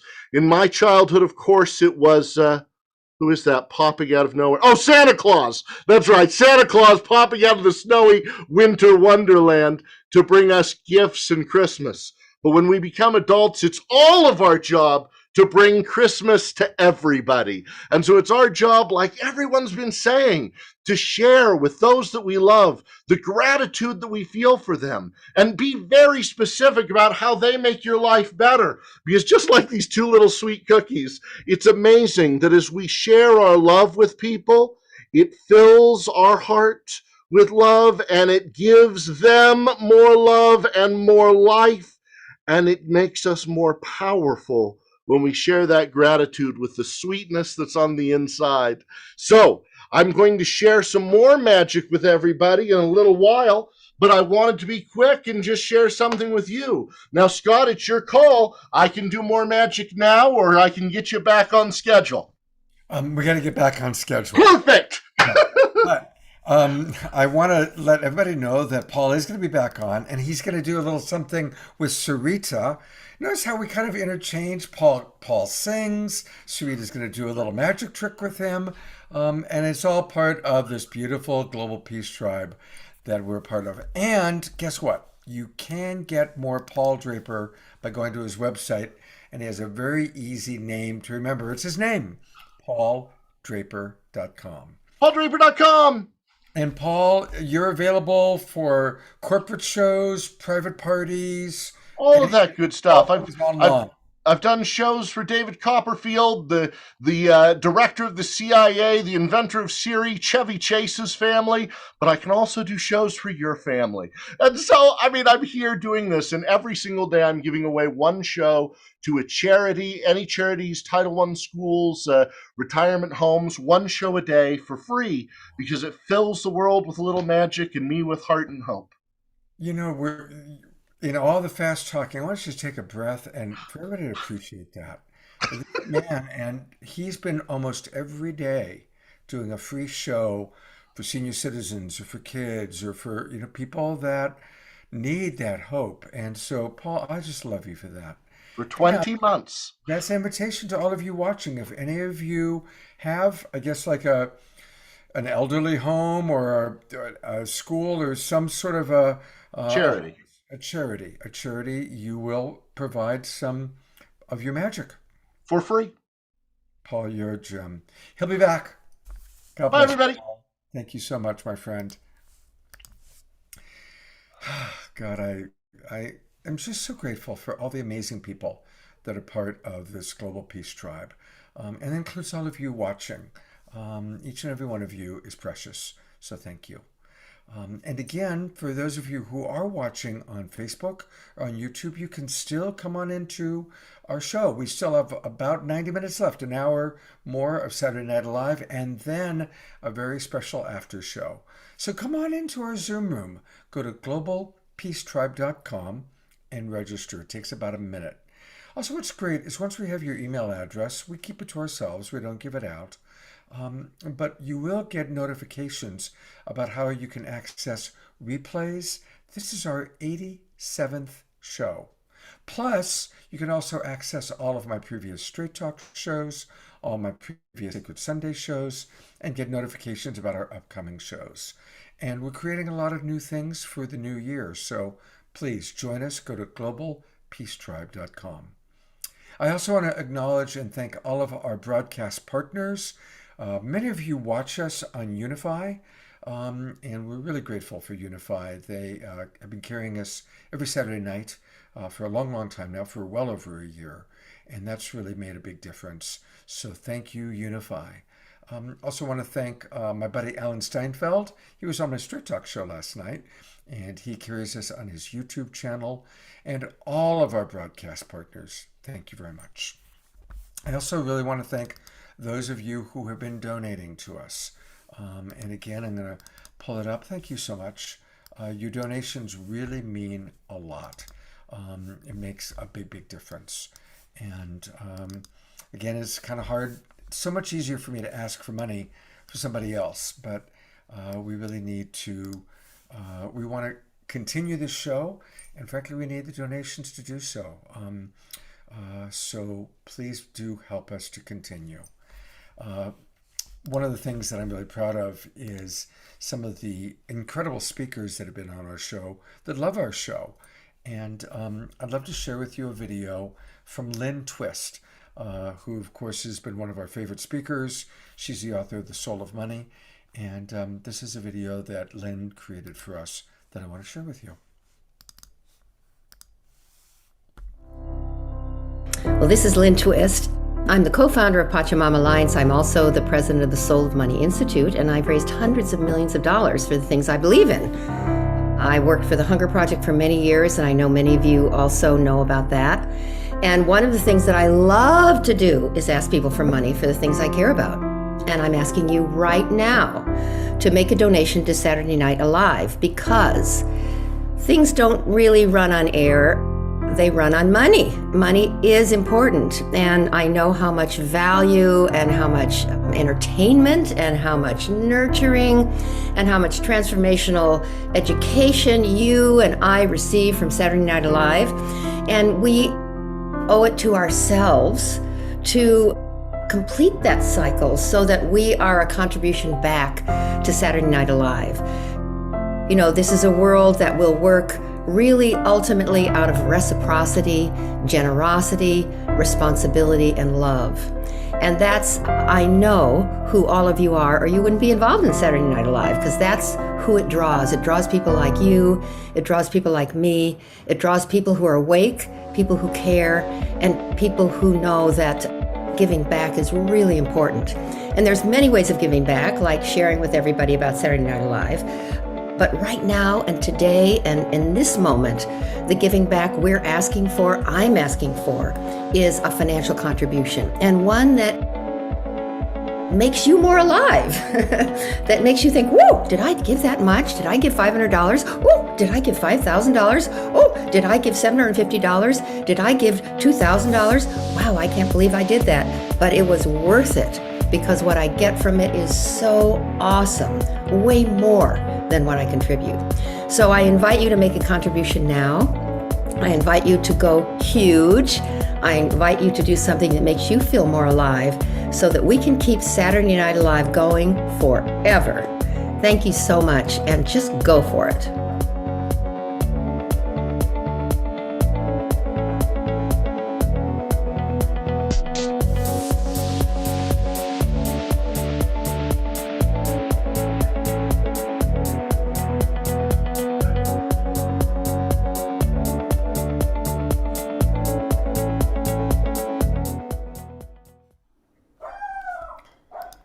See, you can even hear my dog is so excited. She's saying, donate, donate, thank you, Lynn.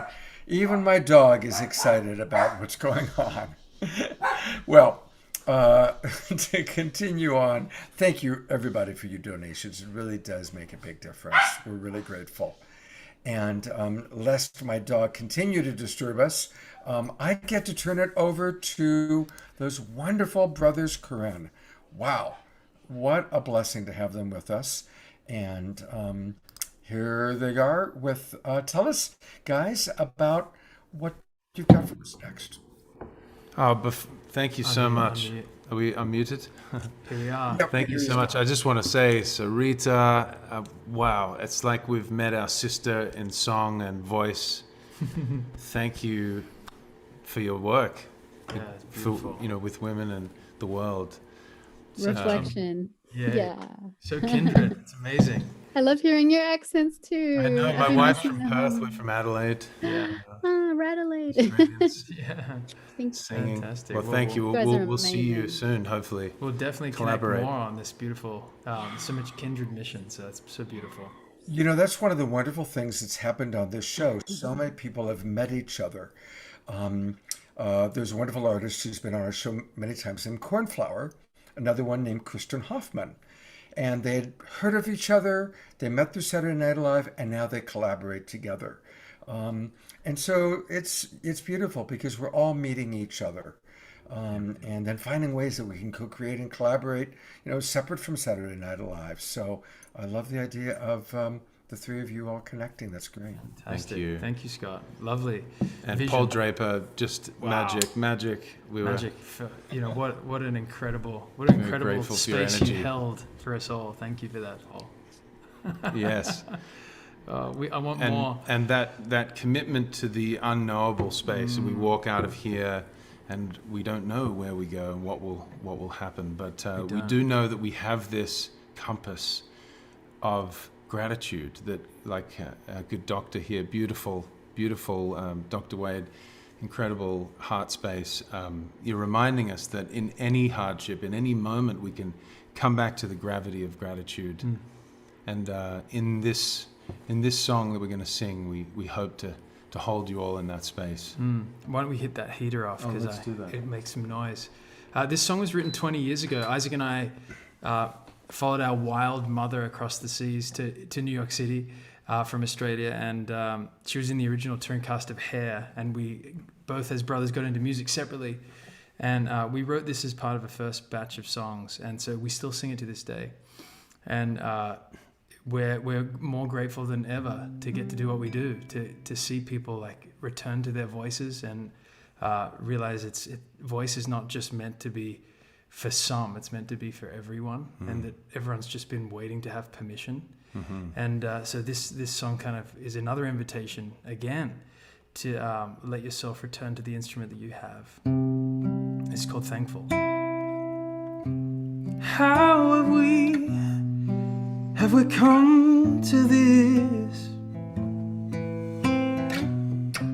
When all I've ever seen is you, my friend. With that wind, my feet were taken off the ground. But did yours? Or did your wings come out? We better stop and be thankful for the gifts we share. We better stop and be in this moment, for tomorrow's too far away.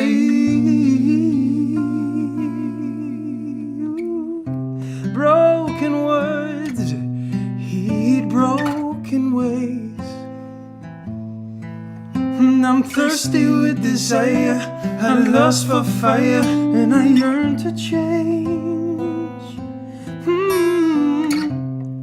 With your wings, take us separate ways.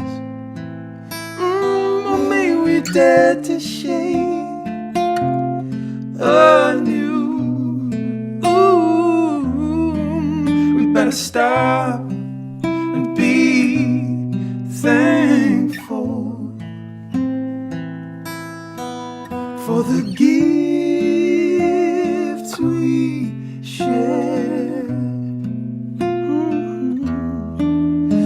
stop and be in this moment, for tomorrow's too far away.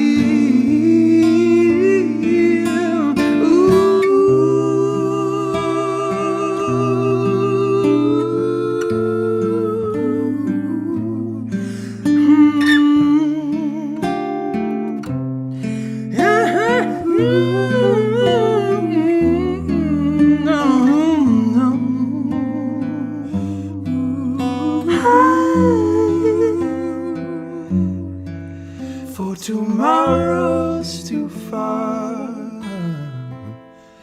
away.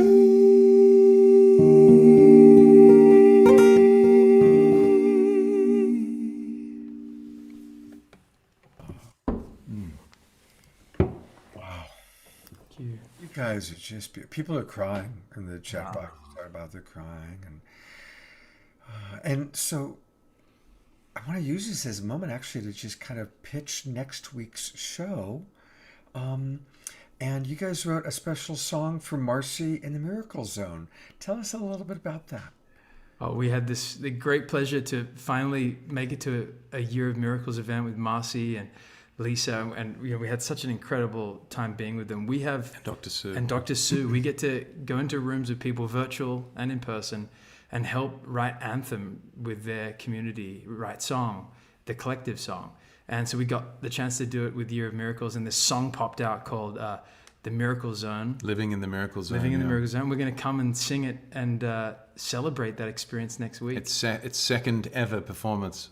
Yeah. Wow. Well, it's going to be great. And I'm just going to take a minute. We'll come back to you guys in a second. Don't go away. But since we're talking about it, this is our show next week. I will be showing the promotional video for it in a few minutes. But, that's this week. There we go. Let me get the right one. Next week is December 4th. When you've done 87 of these, we've got an amazing show next week. You're going to have the brothers Koren doing their song that they just described. We've got Marianne Williamson coming back. The wonderful Marcy Scheimoff. And Marcy is going to be our co-host next week. And she is the miracle goddess and a longtime friend of mine. Dr. Sue Morter, who you just spoke of, the cigar. And we've got David Promal and Miten coming back. So amazing music. And Karen Drucker. So next week's show is going to be one of the best shows that we've done. Just every single person is an amazing luminary. So don't miss it. And I will be showing the promotional video for that. And looking forward to having you guys on next week.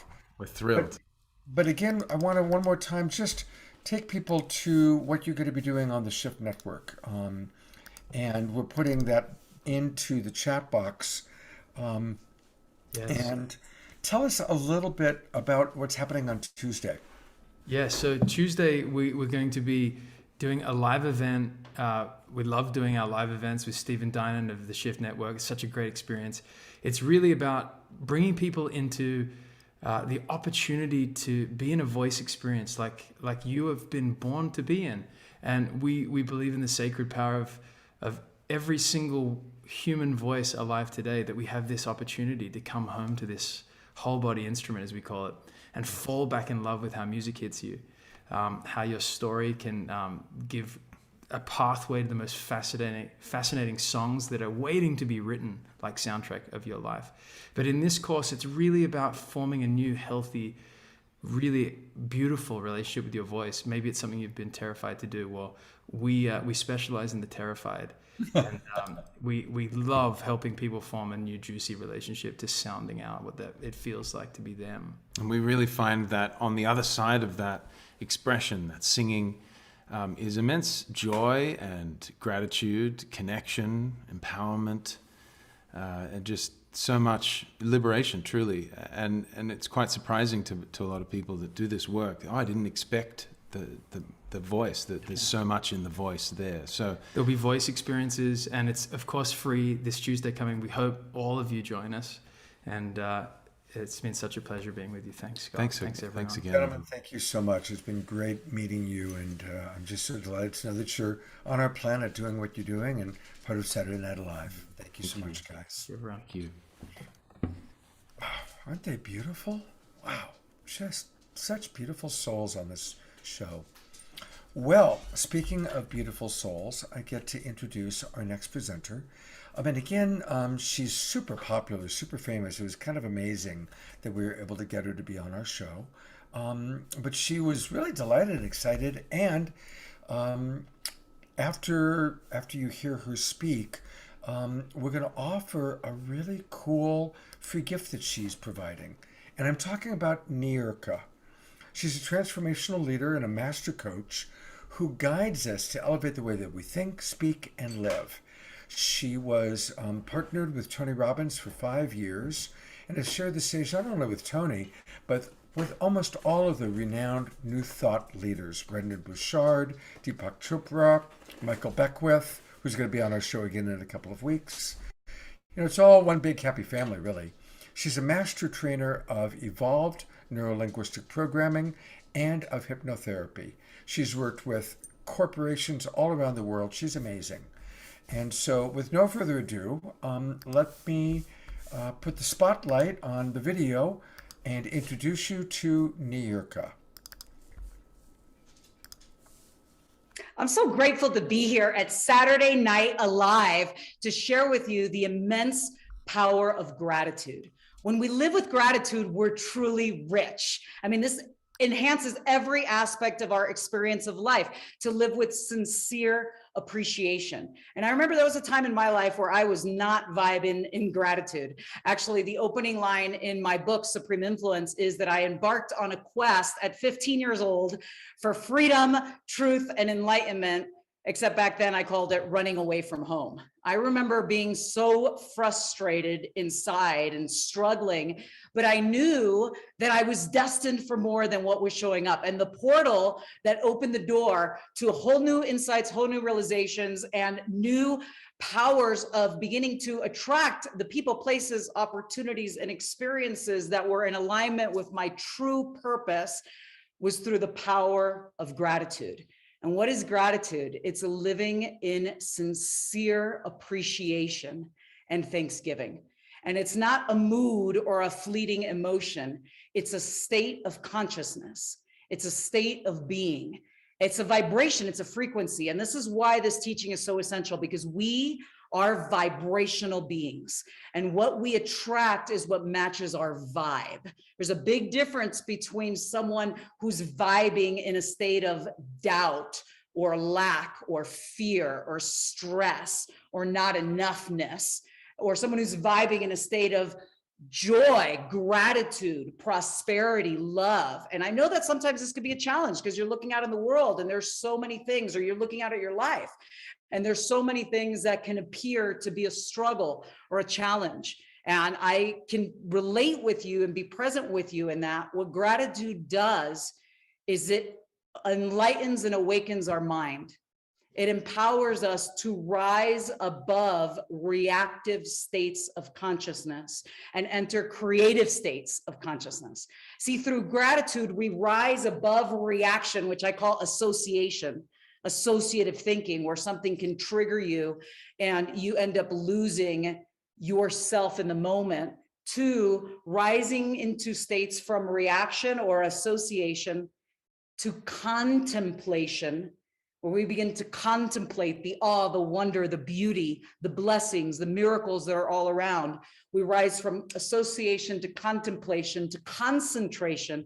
This is where we begin to focus our energy on the blessings, focus our energy on what we're so thankful for, into states of meditation. And I don't mean meditation like we're just sitting in lotus position. I mean living in a meditative state where we recognize and we live in the joy of the recognition of the flow of the energy, the unity that flows in, as, and through all existence. This is the power of gratitude. It literally opens and enlightens our mind. It opens and awakens our heart. and it tunes us into all that is wonderful and all that is great and all that is good. And what we attract is what matches our vibration. So I'd love to give you a few gratitude practices because it's easy to appreciate the blessings in our lives. And actually, scientifically, we know that when we gratitude journal, and I recommend doing it in the evening before going to bed at night, first thing in the morning, you can journal the things that you're grateful for. We literally begin to create new neural pathways in our brain that signal to us that this is the frequency that we're in. Now, that's easy to focus, or it can be easy to focus on the blessings.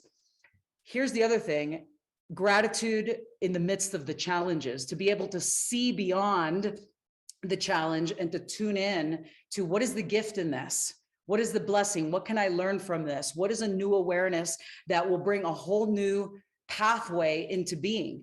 So we begin to have an elevated inquiry or contemplation with ourselves. And as we come into asking these higher vibrational questions, like, what is the gift in this? What is the insight? New insights are received.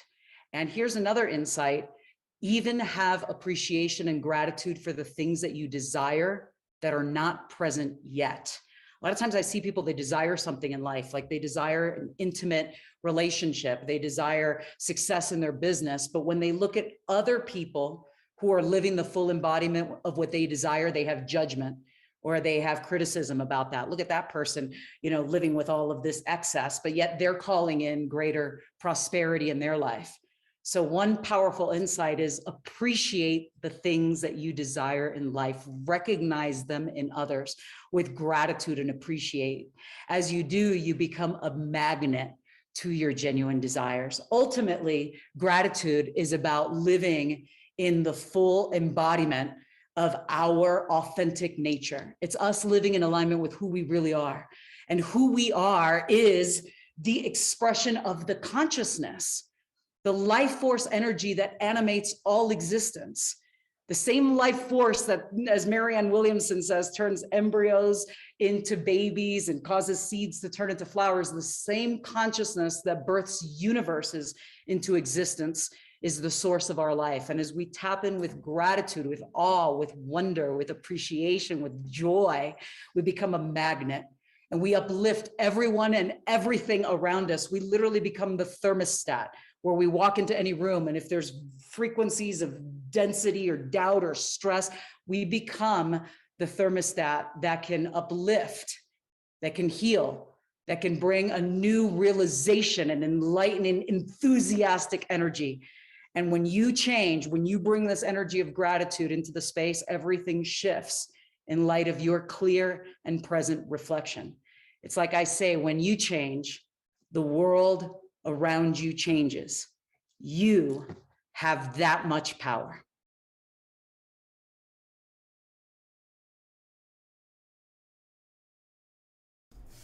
So after we did this first presentation with her, I said, well, would you be willing? She didn't realize that she had time left. So I asked her if she would be willing to do a practice, and she said yes. So I have a second video that I'm going to play now, which is her practice for us. And then stick around because there's a free gift that she's given to all of us that's going to be really cool for me to share with you. But here's the practice. So here's a powerful practice to amplify gratitude in your life. First, realize how you move influences how you feel. So sit up tall in your chair, wherever you are right now. If you're sitting, if you're standing, you can stand tall. Elongate your spine and open up the heart center and allow yourself to be lifted. It's like you're feeling lifted from the heavens above, and just relax. And you're going to inhale a deep, rejuvenating breath. And actually, one wonderful place to do this practice is in nature. So if you can go out to nature and bring your device with you, and we can go out together. Nature is an amazing wisdom keeper. Bringing gratitude and feeling the awe and wonder in nature begins to elevate your frequency into these higher realms. So go into nature, take off your shoes, put your feet on the ground so you can feel into the core of Mother Earth. As we feel into the beating heart, of Mother Earth. It's like she gives us everything she has. So feeling in nature the love we have for the earth, the love we have for all life, for the stars, for the animals, and feel into the beating of your heart the love that you have for all nature as you elongate the spine, open up the heart center, allow yourself to be lifted, feeling into the frequency of this love, and inhale a deep, rejuvenating breath. And as you do, just feel the life force energy filling every cell within your being. Gratitude for the breath of life, the spirit, the prana, the ruach, the life force energy. And as we inhale gratitude and love, and we'll do one together. We'll inhale a few breaths together. And as we exhale, just release all the cares of the day. Release any energies that have been weighing you down.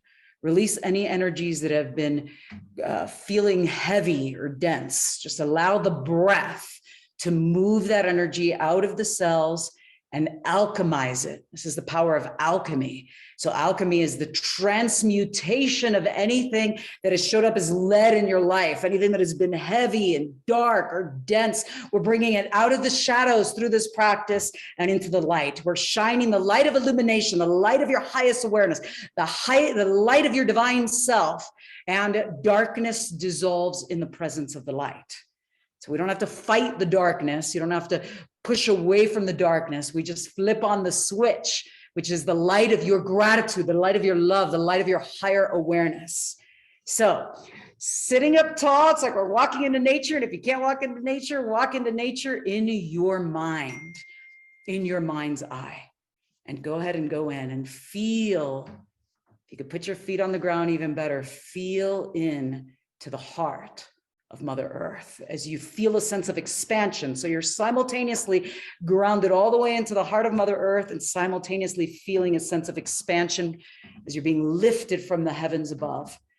And feel that expansion and just gently close your eyes. You can put a little smile on your face, like the smile of the Buddha, the smile of innocent love.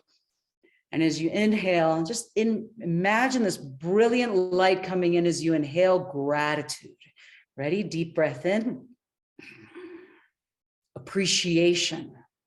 You're inhaling the appreciation for nature, appreciation for the sun, the soil, everything that grows, the people in your life. Just feel the appreciation, fueling, inspiring, uplifting, energizing, rejuvenating, elevating every cell within your being.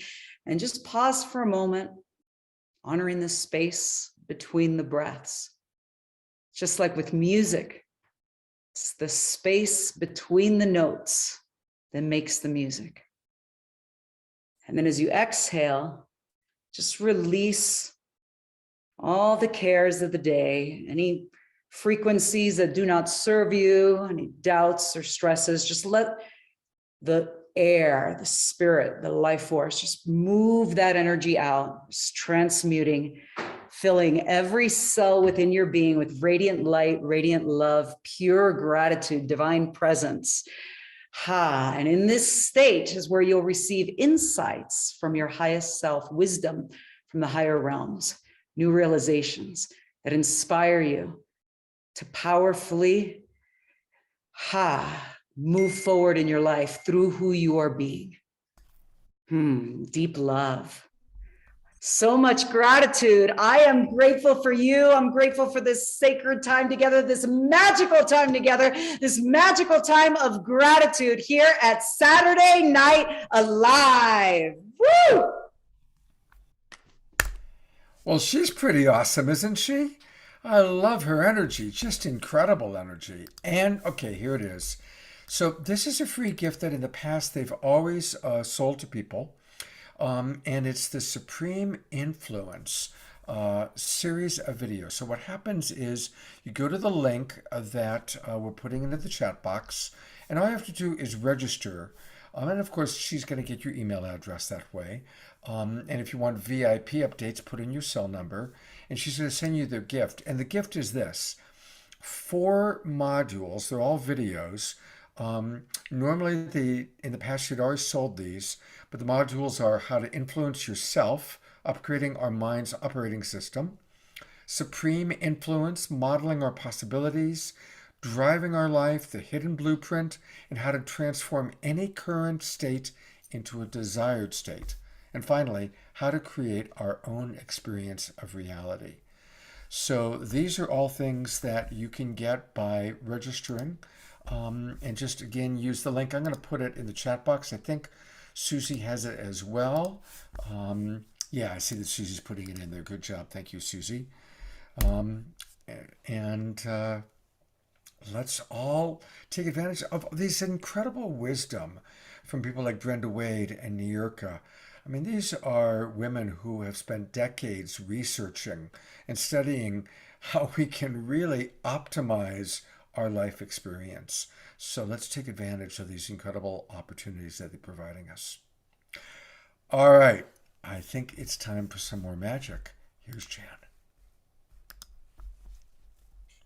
Thank you. And wow, Paul Draper is back. What? And I get to come back so quick? How did he get here so fast? Wow. Okay. He's amazing.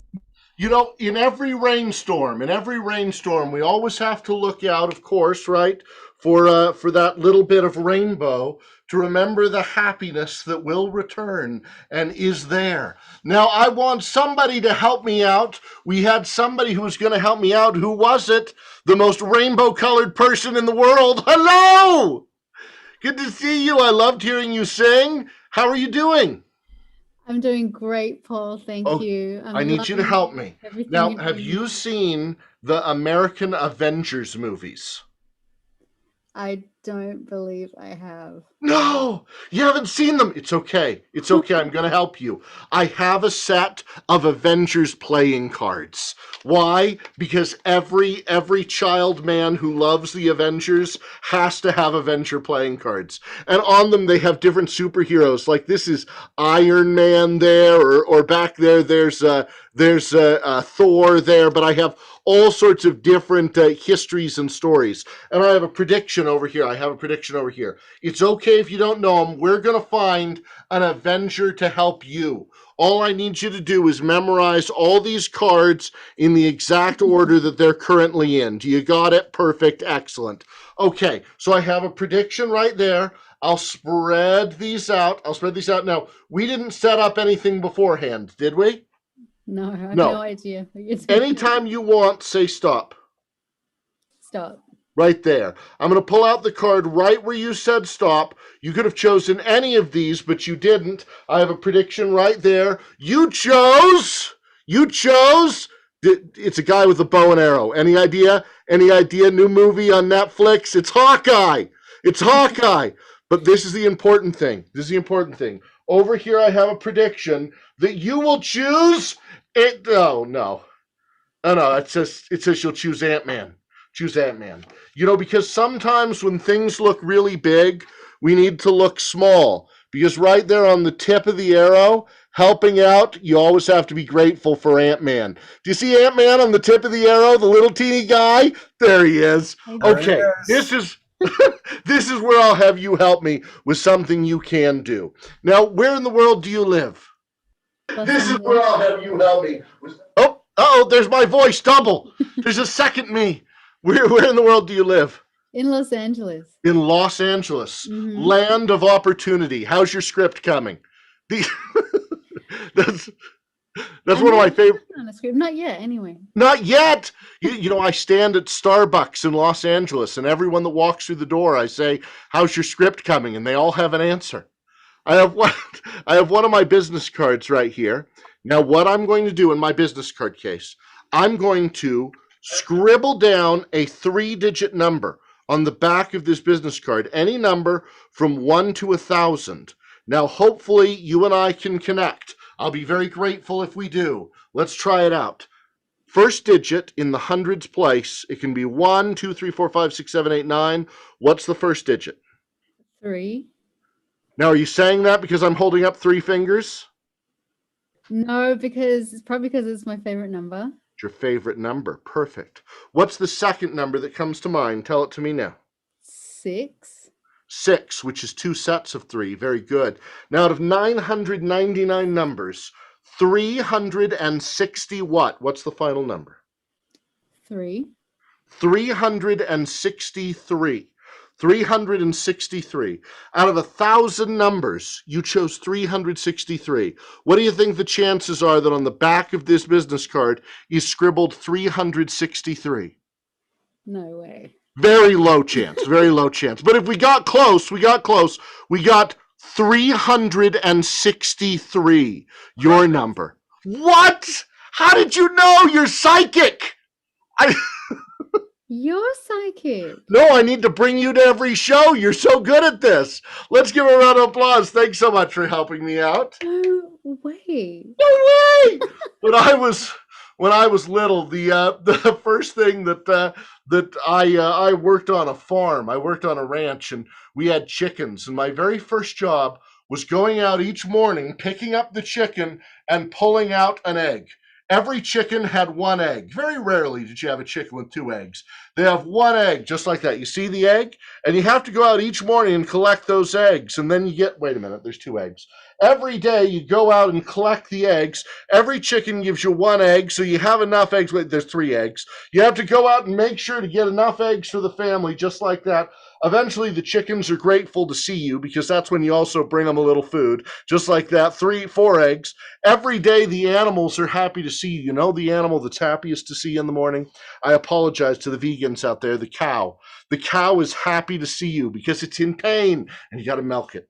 Well, I have one more piece of magic to share that's fun. This is based on a story of a philosopher who lived in Turkey when Turkey was ruled by the Greeks in a town called Ephesus, and his name was Heraclitus. He's famous for the line, "You can't step in the same river twice," because the idea is that the river keeps flowing and you stick your foot in it, and the water that your foot was in is now hundreds of miles downstream. So for that, I'm going to show you an ancient piece of magic that was written about in a book in the Library of Alexandria. Now, they would have used a bottle of Alexandrian glass, but the museum won't let me bring home Alexandrian glass, so I have a milk bottle from my family farm. So here we go. I'll fill this up with water all the way to the top, and then put this down on the ground. This is to make the vegans happy. I'm not wasting milk. I'm using water. I put that down on the ground down there. Now, we can't step in the same the same river twice because time keeps flowing by, but we can remember the happiness in the past, and we can pause and savor a moment. We can slow it down by enjoying it and seeing it, or let it rush on by. If I turn this bottle over, all the water is going to pour out into that pitcher that I put down below me. The second I move my hand, it just flows. And that's how life feels. Sometimes is it just flows, just like this. But I want you to pause it for me. Everyone, wiggle your fingers at the water and make the water pause. Wiggle your fingers. 3, 2, 1, pause. And sometimes life goes fast, flow, pause. And we allow ourselves a little time to be in nature, and we experience nature, and we experience this moment of love, and then we have to go back to work where it flows. Pause! And we hold on to just the briefest moment to remember the beauty and the things that we're grateful for before we have to move on to our next adventure. Sometimes people leave you halfway through the wood. Thank you so much for all of you for letting me meet you here for a moment in the wood. Thank you, Paul. It's just beautiful. Just beautiful. I love your energy and all that you're doing. Really, you're just fantastic. People are twinkling away. So, again, remember, everybody, that we can find out everything we've always wanted to know, but we're afraid to ask by going to his website at pauldraper.com. Hey, look, it's pre-pandemic me before I was gray in my beard. That's right. Paul, I know you'll be back on the show again soon. Thank you so very, very much. Thank you, everybody. Great show. God's blessings. Take care. And thank you for all the service work that you do, Paul. I really appreciate that a lot. What a good guy, huh? All right. It's time for our last presenter. And again, it's a video presentation. And let me tell you a little bit about. This was somebody that wonderful Jan found, Louie Schwartzberg. He's an award-winning cinematographer, director, producer, and he has spent his notable career providing breathtaking imagery using time-lapse high-speed cinematography techniques. Most of you may have seen his 3D IMAX movies like Mysteries of the Unseen World. He did a lot of stuff for Disney Nature, but he's probably most famous for his Netflix show about the fantastic fungi. It opened in local theaters throughout the United States, got rave reviews, and is one of the most popular films on Netflix. He's also directed the Soarin' Around the World ride at Disneyland. It's a motion simulator ride. So anyway, Jan did an interview with him about gratitude because that's the subject of a new movie and video that he's doing. So here's what took place when Jan talked to Louie. Thank you, Louie, for joining us tonight and today on Saturday Night Alive for the Global Peace Tribe. So your work has been so inspiring to so many people. And I'm just wondering, your source of inspiration. Did nature find you? Did you find nature? How did you get to where you are today? Well, I thank you very much. It's great to be here with you, Janice. I discovered nature when I really got into photography. That happened at UCLA. I was a poli-sci history major. I started to film the anti-war protests. I found out it was easier for me to hand in a photo essay than a term paper. And I fell in love with photography, and that's when I found my voice. And once I fell in love with photography and filmmaking, then nature became my greatest teacher because she taught me everything about lighting, composition, texture, movement, and taught me how to live a creative life and be able to afford it. That's great. And nature is an amazing teacher. And the power of gratitude is our topic tonight. And some of your work really just addresses this straight on. Where are you finding this gratitude? What are you grateful for? And how can we be more grateful? I think we can all be more grateful by appreciating the little things in life. And part of that for me came from my journey of growing up with parents who were Holocaust survivors. So they were just grateful for food on the table, a roof over their head, a steady job, the miracle of having children. And that translated really into this whole ethos of being an environmentalist, caring about the little things, the bees, the bats, the hummingbirds, the pollinators, the fungi that enable soil to be created. It gives us the fruits, the nuts, the vegetables, and the seeds, everything we need in order to have healthy food and have a healthy life. So it's interesting how appreciating the little things in life is the foundation of life. And therefore, I'm super grateful for the little guys, because when you're grateful for the foundation of life, then I think you're actually celebrating life. It's a spiritual journey that you can embrace, and it's something that you can look forward to, and actually it's just a way to set your moral compass. Would you say that gratitude is your spiritual practice? Do you have other spiritual practices along with that, or? When you look at the miracle of life, and again, the films I make are about making the invisible visible. And so that is like looking at universal energy and the patterns of nature and life. And one could certainly say that it's a window into the divine, because I would say that is more or less my definition of God. You're understanding like what makes life go round. And by observing these rhythms and patterns from both a scientific as well as an artistic point of view, then it puts you right into the zone of wonder. And wonder is a form of bliss. And when you're blown away by the miracle of the smallest little things that you are able to observe, well, then that engenders gratitude. And when you feel grateful for the little things in life, well, then you become an environmentalist. And then it's just full circle. You're appreciating nature. Nature makes you grateful for the fact that this is how life goes forward. And then when you feel that emotion, it triggers gratitude. Beautiful. Thank you. Your work with Paul Stamets is amazing. Your film, Fabulous Fungi. I'm not sure. There's different ways to say it. Actually, fantastic fungi. Oh, fantastic. Yeah. And I think it's fabulous, but Yeah. the movie is fantastic.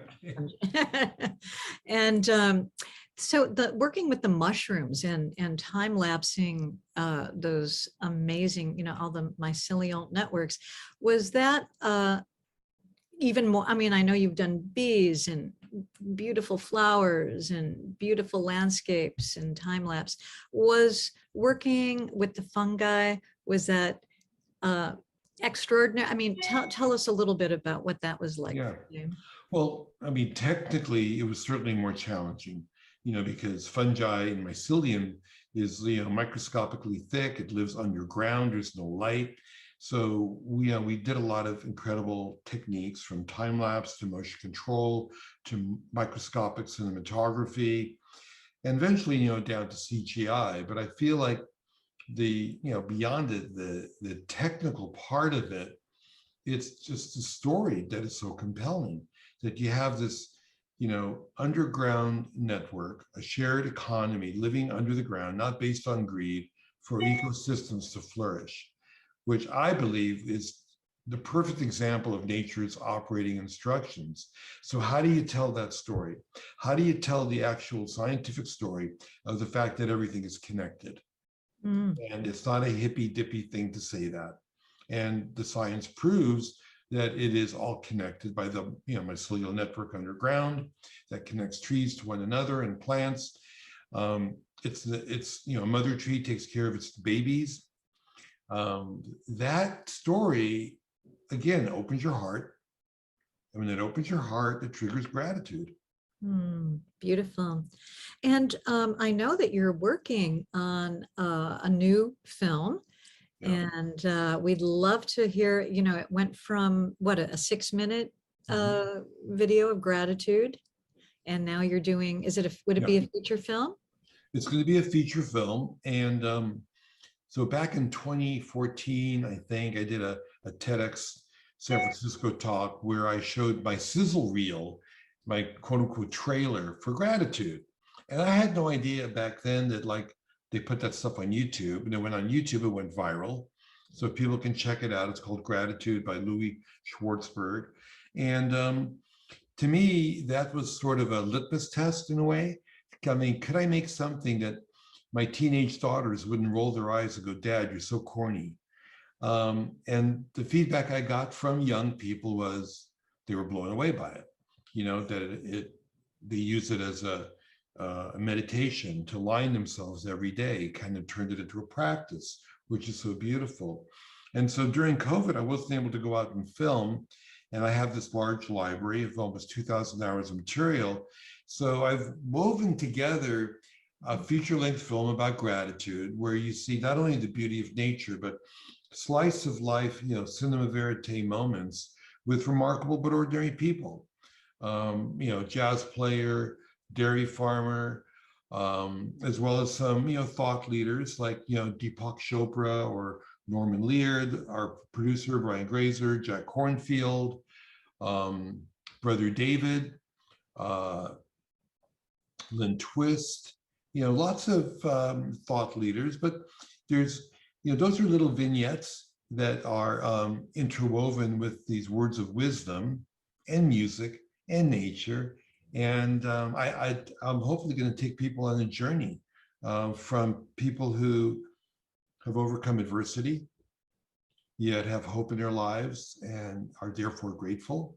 A great sequence by Daughter Shot of women coming out of jail, living in a halfway house, And Laura, my daughter, taught them with this other, instructor how to do stand-up comedy in order to build self-esteem, and so there are stories like that, as well as people that have achieved amazing things in their own craft or career, and talking about how grateful they are for that as well. Oh, well, boy, we sure are grateful for you in our world and helping us to see all these things that really are imperceptible to the average eye. So your work is beautiful, and I do I hope that everybody, watches your moving arts series on Netflix and sees all your YouTube videos. And so thank you so much for being here with us today. Well, thank you, and may the sports be with you.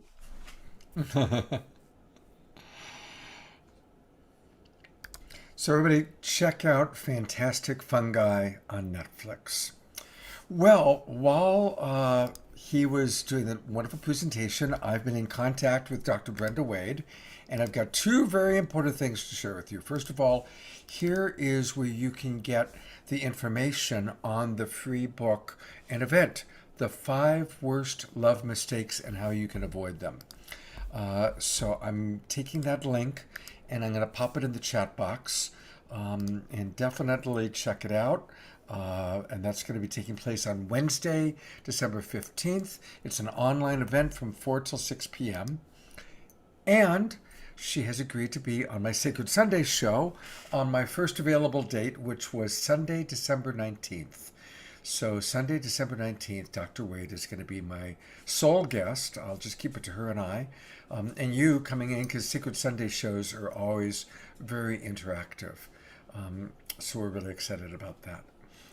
All right, we are almost to the end of the main show, and I am going to bring back Saritah to give us a little closing song. Saritah, thank you so much for coming back on and closing out our main show. Thank you, Scott. Thank you, everyone. This is just so good to be with you all. I'm going to close with a song that's actually called Gratitude, that I wrote from this place of I'd been feeling guilty, I think, because of, the privilege and the access that I have been blessed with in my life. And the realization that guilt is no good. Guilt doesn't serve you, and it doesn't serve all our brothers and sisters who don't have as much privilege or access as we do. So this is actually, to have access to running water, to have access to food. And I just wanted to shout out real quick. I just found out, a friend told me about a project called NavajoWaterProject.org. I think it's so important that those of us who live on this land known as the US, or known to many as Turtle Island, the indigenous people are still, living, on the Navajo reservation. Only 30% of families have access to running water. So NavajoWaterProject.org, you can go and, sponsor a tap and a sink or a toilet, and, yeah. So I just wanted to shout that out real quick. May we all do what we can with what we have to make this planet better for all life. Well, I am so, so lucky, this life I'm living, where every decision is a luxury, and I'm free to walk, to ride, to run, from one end of the planet to another and beyond, if my heart desires. Yes, it's on fire, burning, churning every day. I'm learning what it means to be in this wealthy minority, and I can't help but ask, why me? Why me? Why me? I conclude with gratitude that I got to make the most of this opportunity. Give thanks, yes, for my circumstance. Vow to spread the love to the best of my ability. I conclude with gratitude that I got to make the most of this opportunity. Give thanks, yeah, for my circumstance. Vow to spread the love to the best of my ability. Say, ooh, oh, oh, oh, oh, oh, hey, yeah, ooh, oh, woo. if you want to sing along with me, I'm going to do a little call and response. Oh, oh, oh, hey, yeah. Oh, hey. Well, don't take it for granted, overindulge, bold, waste time living our life, not our lives. Yeah, hardly living, you know, it's all about giving to yourself, your family, community, and beyond. Make healthy bonds with those around and cherish those special connections you found, and they're bound to grow in strength. We need it to get us through. Inspire each other with what we can do to make this a better place to be, and keep on going till every brother and sister is free. Yes. Oh, I conclude, with gratitude that I got to make the most of this opportunity. Give thanks, yeah, for my circumstance. Vow to spread the love to the best of my ability. I conclude, with gratitude that I got to make the most of this opportunity. Give thanks, yeah, for my circumstance. Vow to spread the love to the best of my ability. Say, oh, hey, yeah. Oh, hey. Are you singing? Oh, hey, yeah. Oh, hey. As a world of chaos is turned upside down, be still within. Listen to the sound of the life force pumping through the air and through the ground. This is our chance. Our power is now to celebrate. Create, for life is precious and to be embraced. In the face of fear, have faith and pray. Gather your energy. We all need to heal. I conclude with gratitude that I got to make the most of this opportunity. Give thanks, yeah, for my circumstance. Vow to spread the love to the best of my ability. I conclude, with gratitude that I got to make the most of this opportunity. Give thanks, yeah, for my circumstance. Vow to spread the love to the best of my ability. Say, oh, hey, yeah. Oh, hey, yeah. Oh, hey.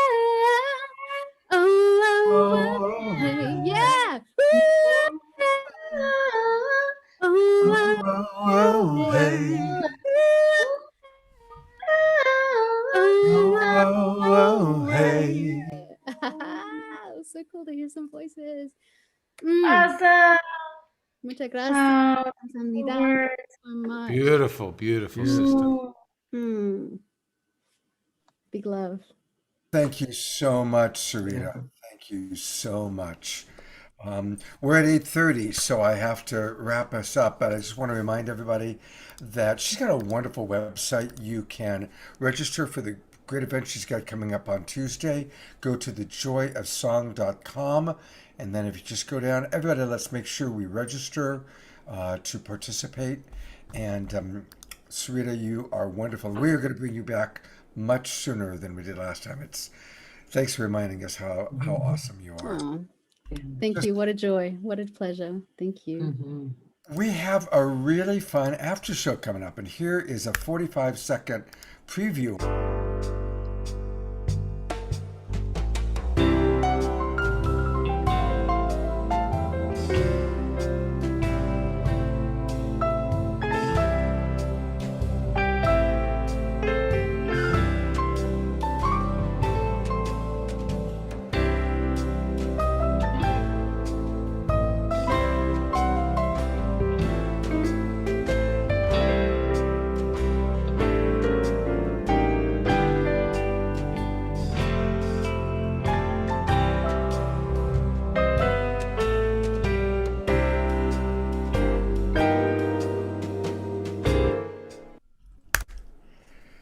It's 8:30. That means it's J Mayer after show time. And so I want to thank everybody for watching. I'm going to start recording now the new after show. And I'm going to turn it over to your host for the night, for the rest of the evening, J Mayer. Here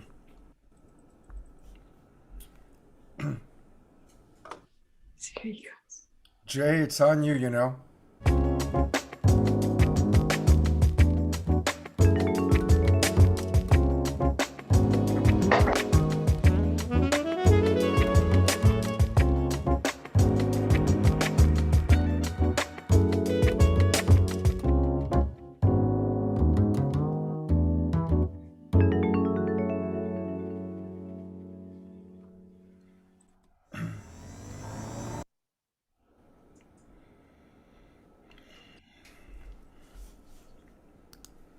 do the old unmute.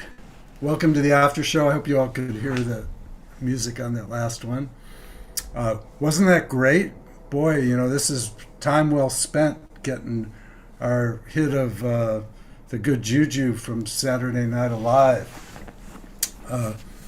So it's really great to be here. This is our third after show, I think, possibly the fourth one.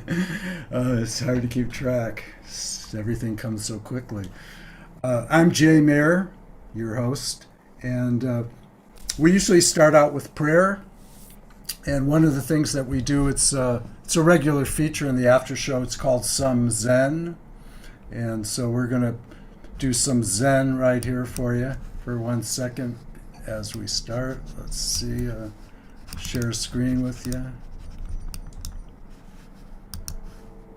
And then I'll introduce our guests.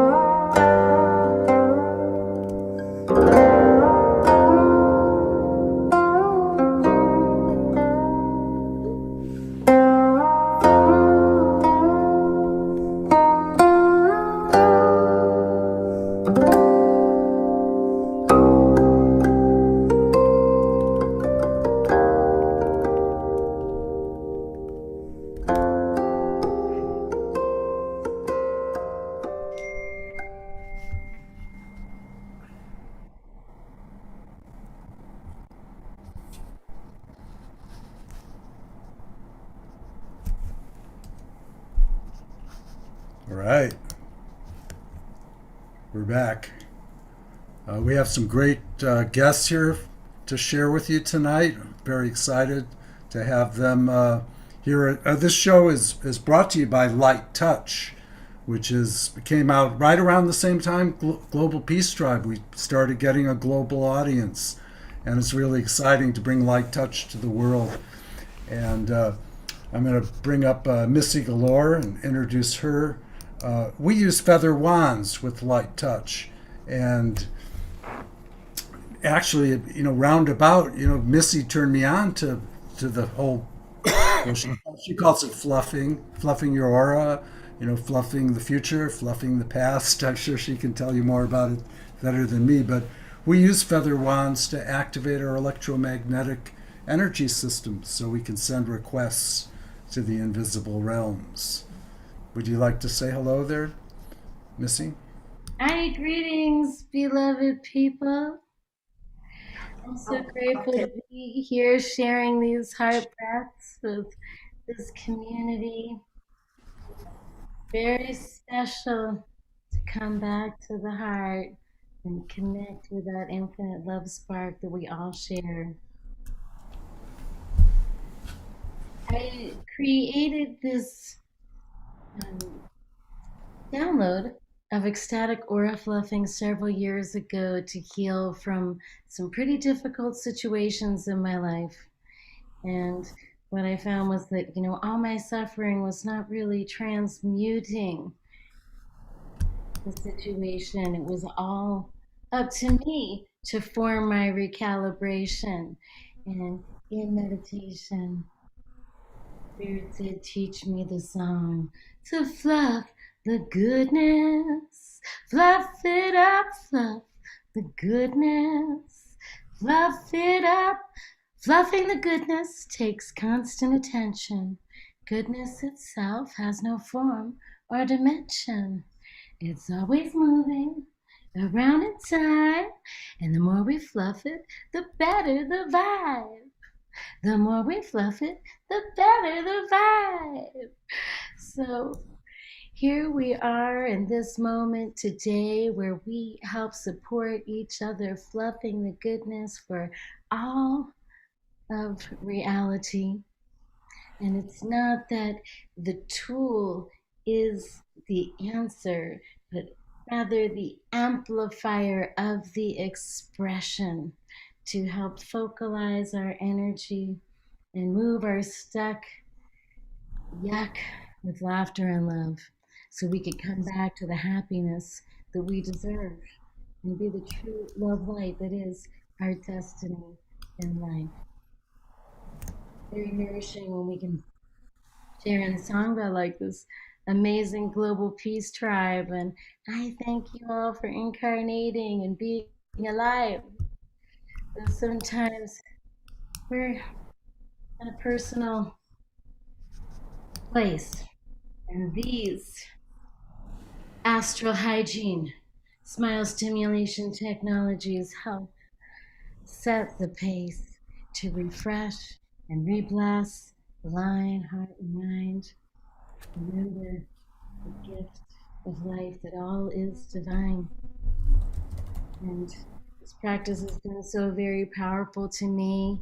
I shared it as song and workshops and galactivation stations.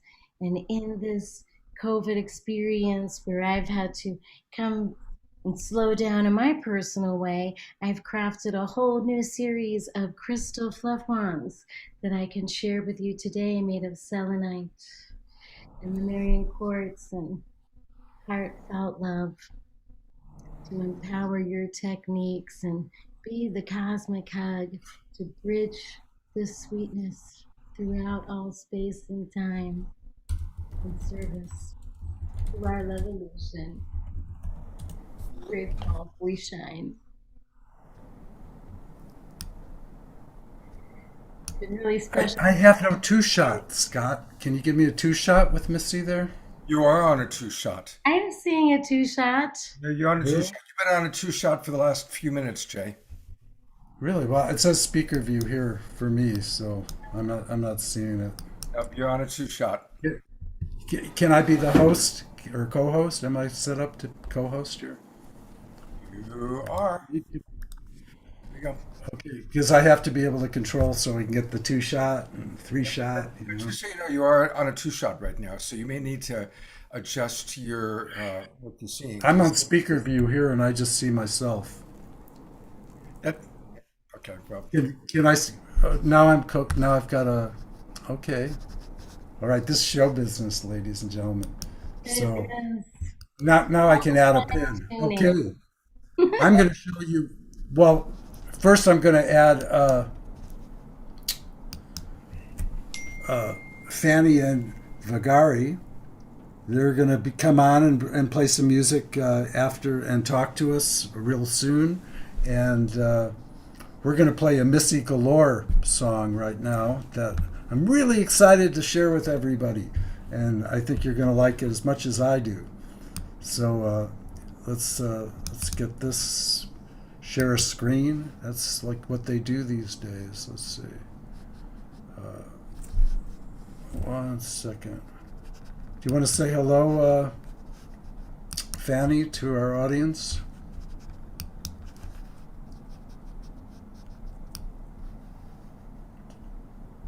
Oh, okay. Here's the Missy Galore video. Great.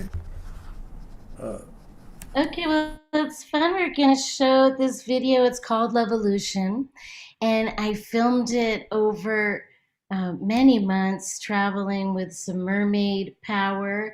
And I want to give some shout outs while Jay's setting this up, because not only did he add some light touch blessings, but we had some real global peace tribe power with this. In addition to my beautiful sweetheart Judson Neal filming, Alan Steinfeld did some guest filming for me when we were in Mexico on the UFO cruise with the Hertogs, and Michael and Emma Tellinger did some filming. And so there's a lot of love from people who have showed up in Saturday Night Alive in different ways, co-creating this celebration of love. And we're off.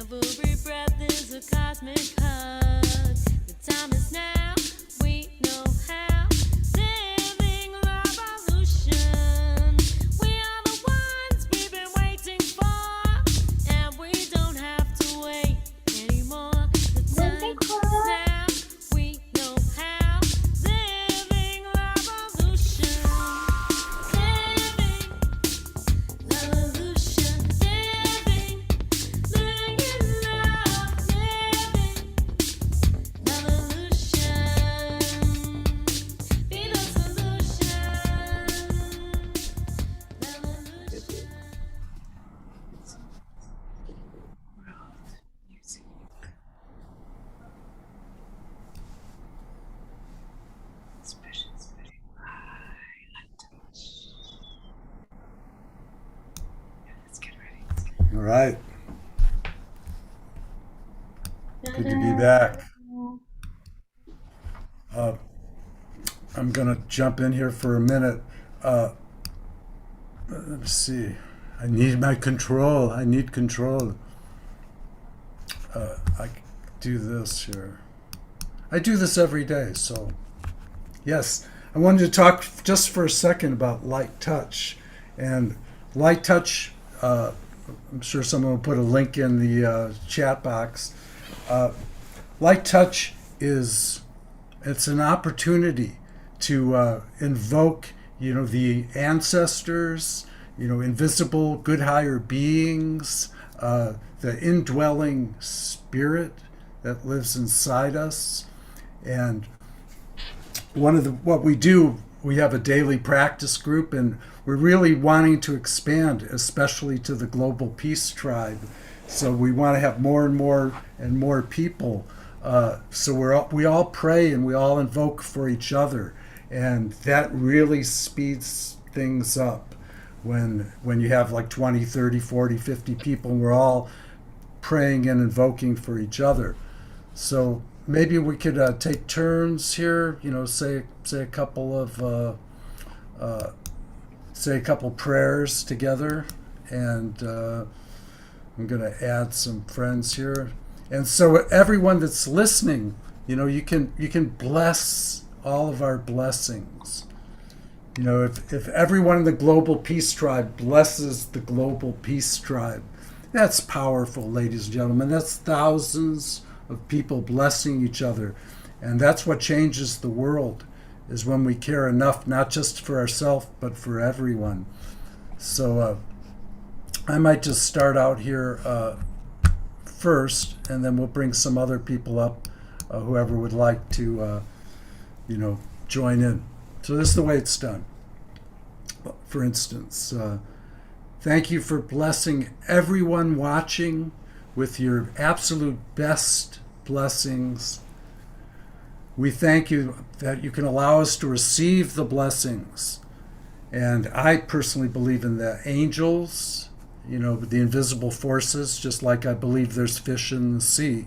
That's how much I believe that there's angels in the invisible realms. And we call them forth, to bless everyone and all of our thoughts and all of the secret desires of the heart, that we can become the tribe that rises up and manifests, our full potential, while we're here. And to me, that's the excitement of the Global Peace Tribe, is that we can literally make a difference in the world. And we do that by uniting, through sending out a good positive vibration. So one of my goals is to double our attendance, as quickly as possible for the Global Peace Tribe, especially going into this new year. So I'm going to call up Fanny and Vagari, and maybe they'd like to send some blessings out. May everyone be blessed. May our children be blessed. May our families be blessed. May our finances be greatly blessed. And, that's salvation. When salvation's not something that you're going to see when we die and all of a sudden we're saved. I don't believe that. I think it's like here and now. And that's the way we can help the world, is by, rising up and putting love in our heart, celebrating. Oh, that's beautiful, Jay.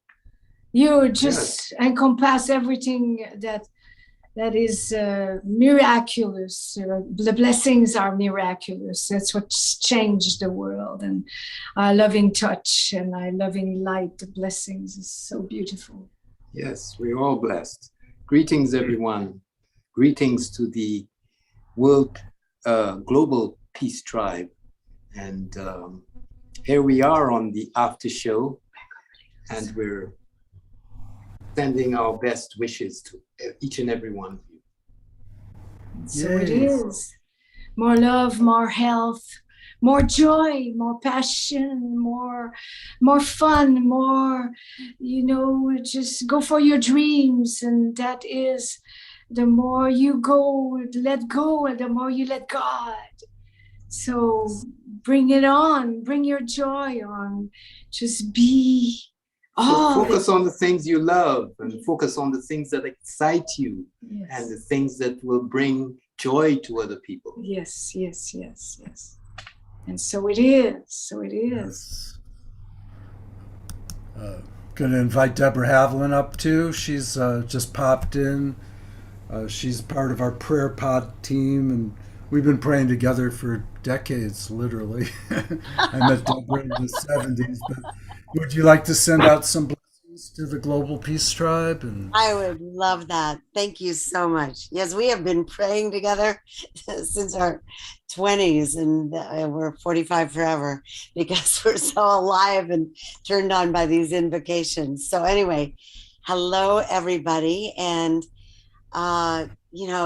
the invocations are so wonderful. It's like reaching into the universe to just connect with the creative source, power, energy, chi, the energy that created us, the energy that creates sunrises and sunsets and, children being born, and the joy of everything that people have been speaking about here. So we love to invoke certain seed thoughts that we all say together, and it really energizes it. Especially calling in miracles for everything wonderful that we want. We call in divine appointments to meet the people that we're meant to meet, that empower our life and our purpose and join with us in collaboration. We call in meaningful synchronicities and to notice them, to really praying to be in the right place at the right time, doing the right thing, so that we are just aligning with the highest vibrations of positivity and love and joy and light, and with so much gratitude for everything that is given to us, for this amazing life we are living, and for our friendships. And yes, we meet daily. I have been loyally doing this prayer pod with Jay and Jan and some of our other special friends literally daily for several years, and dedicated to the spiritual path since the day I was born. So the more we invoke and pray and feel our gratitude, and so much gratitude for everything that is given, that it just pours in, and because like attracts like, and as we vibrate the goodness, we create more goodness in the world and more love. So thank you, everyone who's here. Thank you, Jay, for light touch. Thank you, Missy and Jan, and so much love. I'm just flowing over with love, and it's wonderful to be here. Thank you. all right. Thank you, Deborah. And it's really great. We do this every day. We're going to start a special group. Like there's the prayer pod, the practitioner training for people that want to teach people how to heal your marriage with light touch, how to heal your finances with light touch, how to heal your children with light touch. It's just that people haven't really been taught that they have these magical powers within them. Jesus tried to teach everyone. He said that everyone can do these miracles. Well, it starts with asking, and if you, the more powerful ways that you can ask, like I ask when I go to sleep at night. I go, thank you for divine love in my finances. Right when you go to sleep and you believe it. Or I call it exponential financial blessings too. And it really works because it's a friendly, loving universe. And touch created us, right? Touch created us. And parents were touching and pleasurable sensations were occurring. So touch and pleasurable sensations. And this is a pleasurable sensation. You can ask any baby. You go like this with the baby, or to a cat.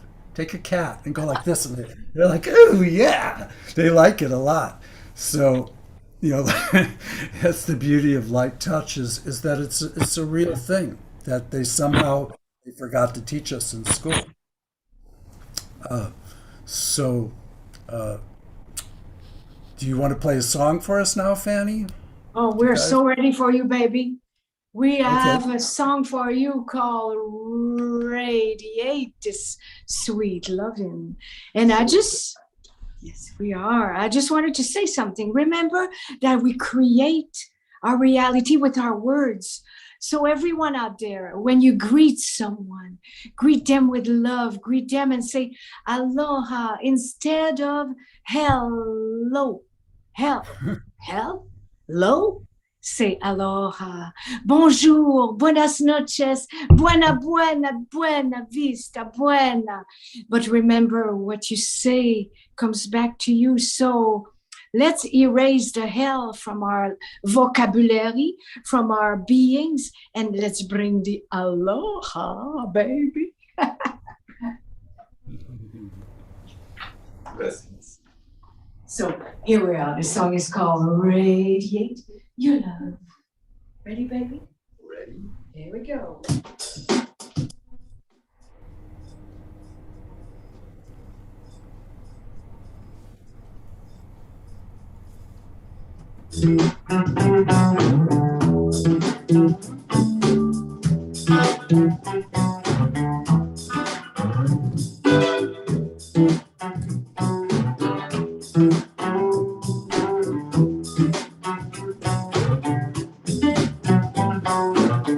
Radiate, radiate your love, radiate.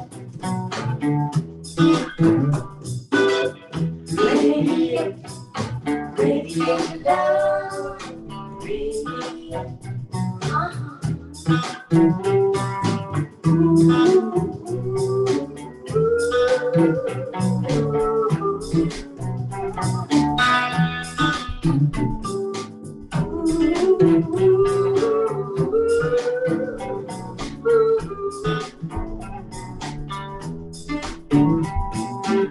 Take a little love in your heart and radiate, radiate.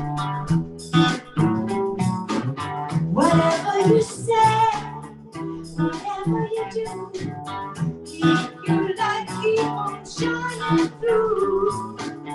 You know good loving is good for you. Good loving is good for your heart. So radiate your love. Radiate your love.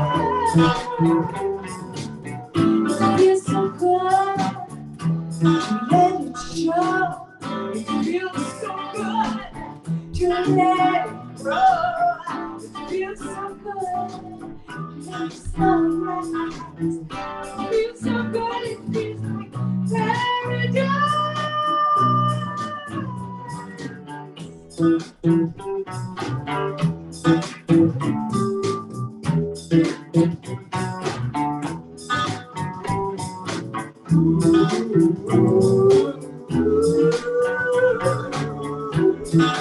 I'm gonna let it shine, 'cause my love shines.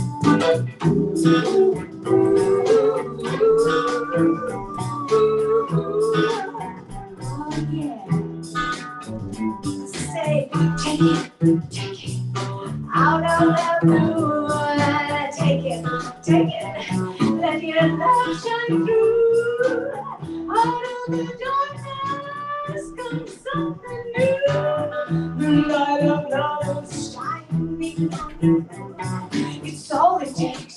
All it takes is just a little bit of love. It's all it takes. All it takes is just a little bit of love. Radiate your love. Radiate your love. I want you to be free. Show your love anywhere. The world needs to see how you care. I want you to be free. Show your love anywhere. The world needs to see how you care.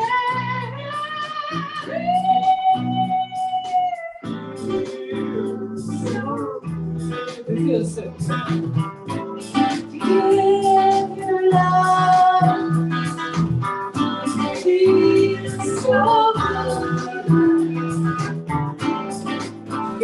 much better now.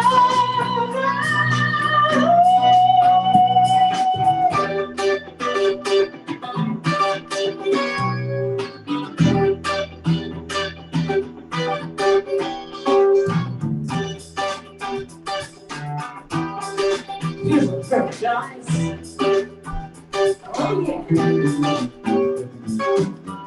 Radiant, radiant love, radiant. Your love shines through. Radiant, radiant love, radiant. I wanna let this love shine, shine. Radiant, radiant, radiant love, radiant. Let it shine. Radiant, oh, radiant love, radiant. Let your love shine through. Radiant, radiant your love.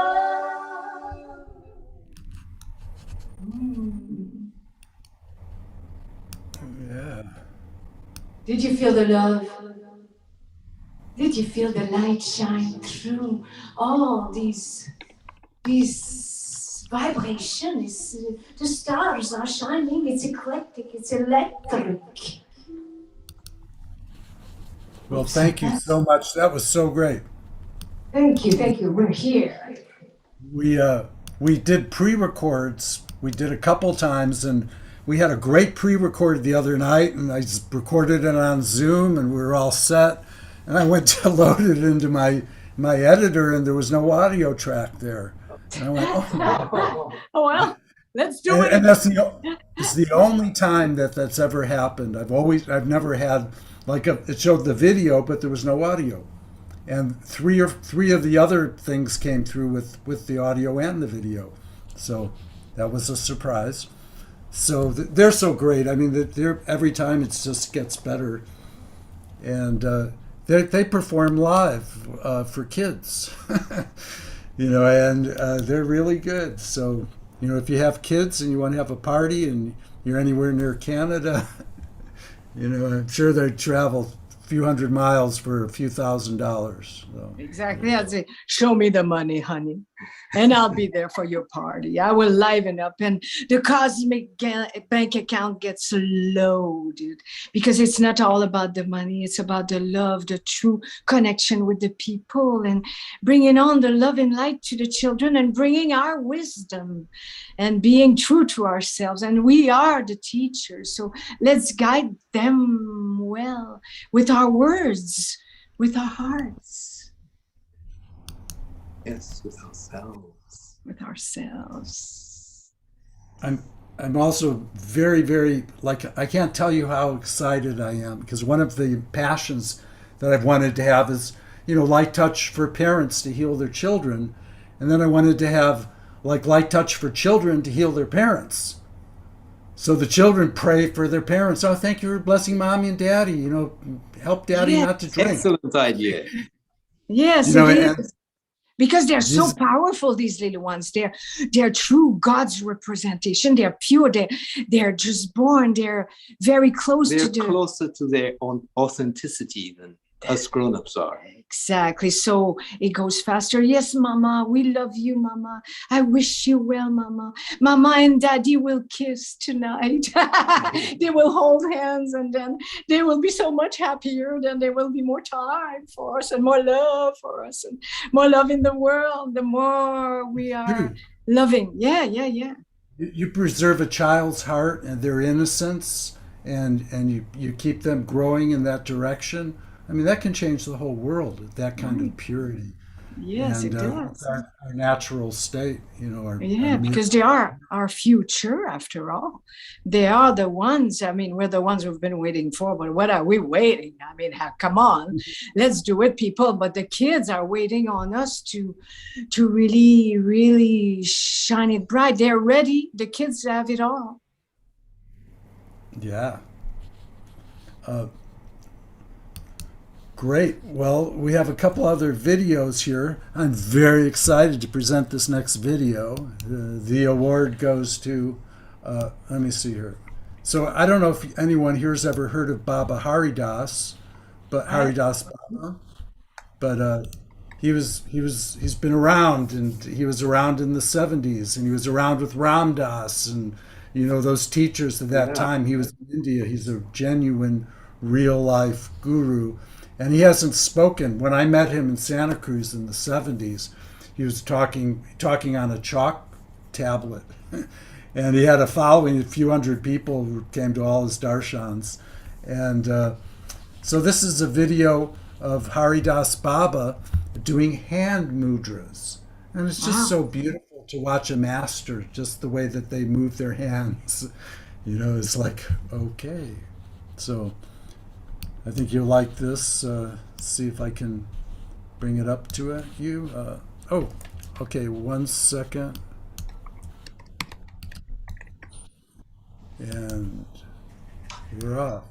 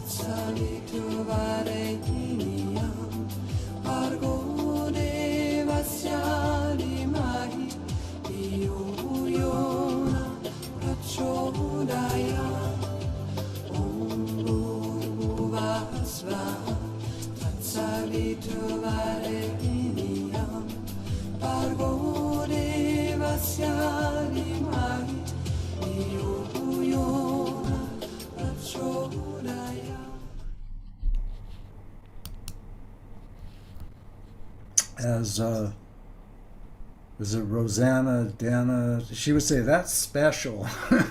Somebody would. That's really special stuff, I think. I met him in Santa Cruz, and he was meeting people, and he sleeps a few hours a night. I said, what do you eat? He says, a banana. Okay. But you get real high when you don't eat too much. Like I do day fasting sometimes, and boy, you get so high off of, just even not, breaking up the normal eating patterns. I call it pattern interrupt. So we've talked about growing the light touch, and anybody who's interested in light touch, please reach out to us, and you can be prayed for and invoked together with others, and you'll see that everything speeds up when you call the angels into our entanglements, which on the invisible realms, they're just like tight knots. We're just tied, we're wound too tightly, and the angels can come in there and just kind of go woo, and loosen those knots, and a few evil spirits or negative space beings or something, it gets better. And let's see. Oh yeah, I came up with this name. I call it shamanic touching, and that's because I used to say touch yourself. You know, when you do light touch, you touch yourself, but it's the light inside of us. And when I say touch yourself, like all these pictures come up with people, so I changed it to shamanic touching. You know, it kind of clarifies, because touching yourself is the way to invoke, you know, the miracles. You know, it's all associated with touch. Everything is touch. You know, you want to go someplace, you touch your car. You want to wake up in the morning, you get out of bed, brush your teeth. You want to have good teeth when you're old, you brush your teeth. So thank you for my sharing time. Anybody else want to share for a minute or two? But I'll come right back to that, because I wanted to play this video. Swing 60s is on the bill tonight. That's my band with Jan Kaplan, who was a co-host of the last show. So we're going to play a Swing 60s video for everybody. And Hey, when you play the video, can you put in people are asking for how they can join Light Touch? Oh, okay. I'm in the middle of writing it right now. I'm in the middle of writing it, so I'm taking care of it. Thank you. Yeah, great. Yeah, Light Touch is for you. You know, like it's part of the global peace tribe. The idea that we're not just one person, but that we're many, and the world needs this. You know, I'm so much more attracted to tribe than, you know, nuclear family. You know, nuclear family is great, but you know, we all need love. You know, everyone here.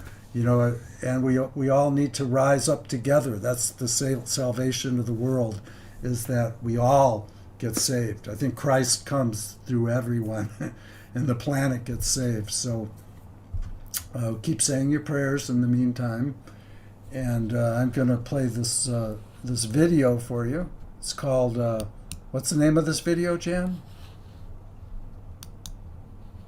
Sorry, because I'm directly responding to people. It's shower the people you love with love. Shower the people you love with love. Right here. This is, what do you call it when it's like a gratitude in action. Yeah, this is Jan Kaplan singing. She is, you'll recognize her. She looks just like that. And this is her. And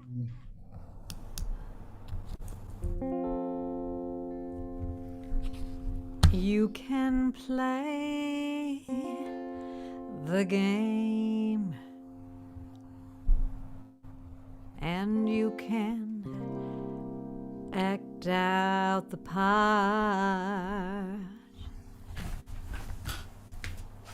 even though you know it wasn't written for you.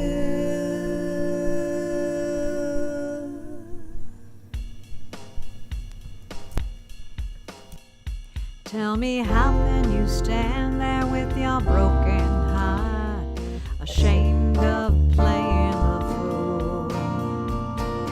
One thing can lead to another. It doesn't take any sacrifice. Oh, father and mother, sister and brother, if it feels nice, don't think twice. Just shower the people you love with love. Show them the way that you feel. Things are gonna work out fine if you only will. Do as I say. Just shower the people you love with love. Show them the way that you feel. Things are gonna be much better if you only will.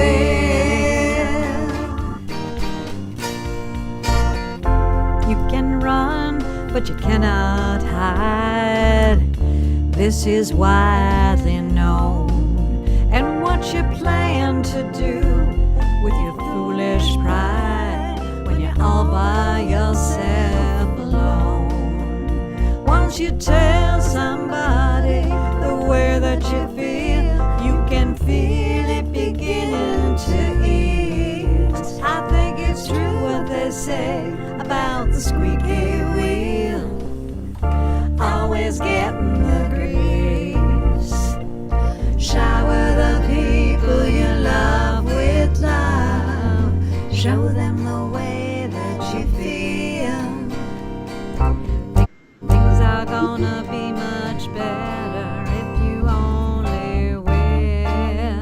What I'd like you to do is shower the people you love with love. Show them the way that you feel. Things are gonna be much better if you only will.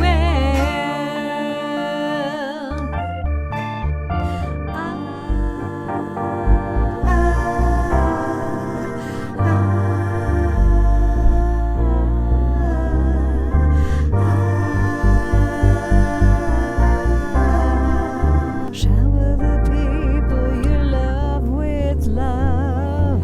Show them the way that you feel. Things are gonna be just fine if you only will. What I'd like you to do is just shower the people you love with love. Show them the way that you feel. Things are gonna be much better if you only will.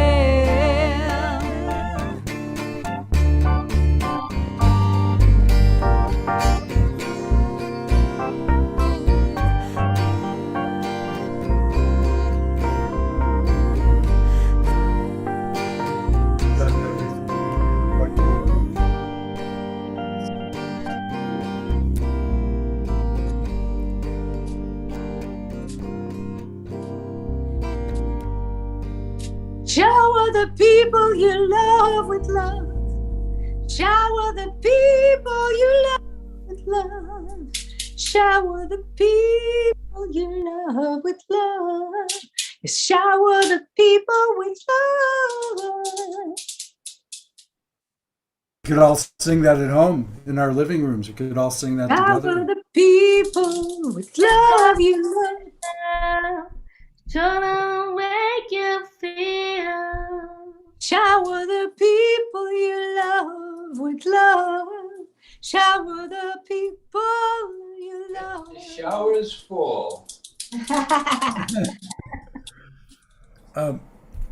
Missy, do you want to show them some? Do you have any wands handy? You could show us what you do. She makes these great wands. Some are like really affordable. They're priced for that, and other ones are designed for people that really want a beautiful. Well, you can tell them about it better than me.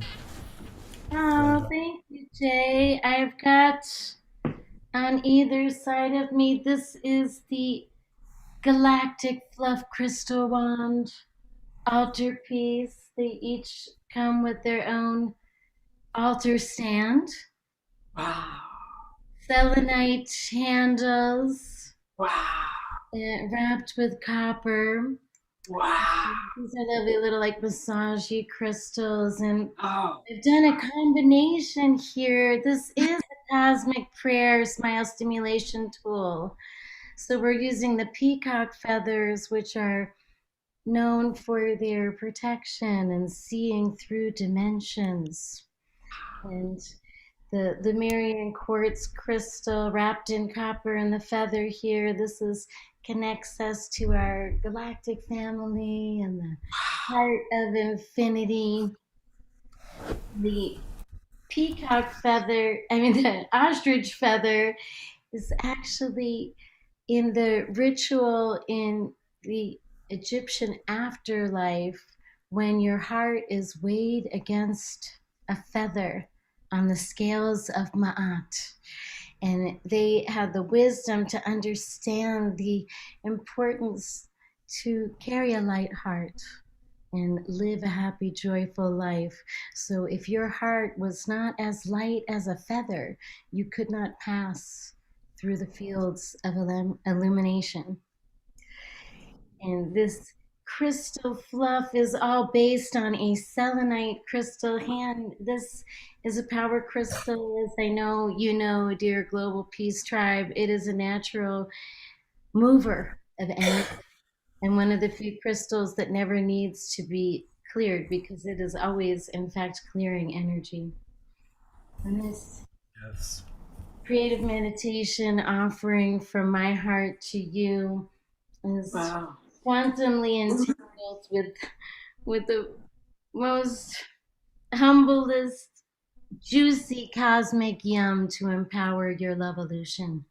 It's a heart-powered prayer technology. Just begin by holding the crystal fluff to your heart and smiling to breathe in the breath of life, the gift of creation, and allow that cosmic hug of the breath to fill you from the inside out and just move your body any way that feels right. This is a form of aura fluffing and astral hygiene. When we apply it to our bodies, we can use the light touch as etheric EFT to transmute any negative energies. And when we are feeling that pure joy of heart, we can share with all of creation that loving spark. The stand comes with a choice between a copper and a cedar base. But for those days on the go to maintain maximum flow, I've created this line of crystal fluff wands. They also have the selenite handle and the copper base. This marabou feather foof, inner softmost feathers to fluff you around, and you're able to really put these in your pocket and take it on the go so that you're able to share that sweetness everywhere that you flow. So how do they get in touch with you, Missy? Join my website at missygalore.com. They're on my store. And you can find the music and art to galactivate hearts that I create. And please do join my email newsletter for regular galactivations.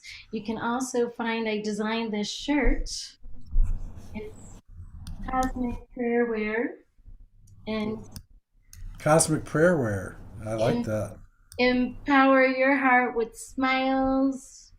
I look forward to sharing these with you. And I will be adding a custom gift wrap option as well too, because I can ship anywhere. This has been such a beautiful practice for me.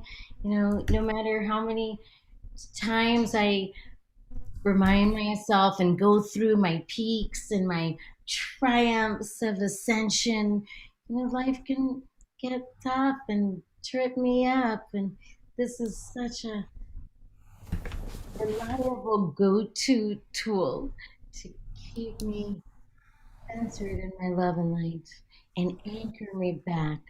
You know, we all have the power within us to do anything that we choose to do. But these remembrances and these moments that we share together with the Global Peace Tribe, they last with us in our memories, in our cells, and when we can rainbow bridge back to them, they can help us maintain our optimum vibration and health. And these quantum crystal fluffs are cosmically designed to unite us in that state so that we may all flow in our heart of grace. Yes. So I can vouch personally. She's the real deal, ladies and gentlemen.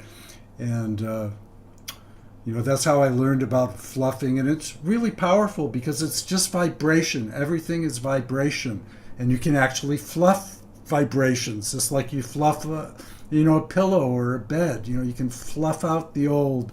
You can send love to your ancestors. You know, you use the wands. You connect to yourself. You have a self that's waiting to be connected to. And feathers are a big part of that. Native American, all kinds of, since the beginning of time, there's been a real connection with spirituality and feathers. So, also I wanted to bring Jan up, and maybe she wanted to say a prayer if you want. I don't know how the timing is.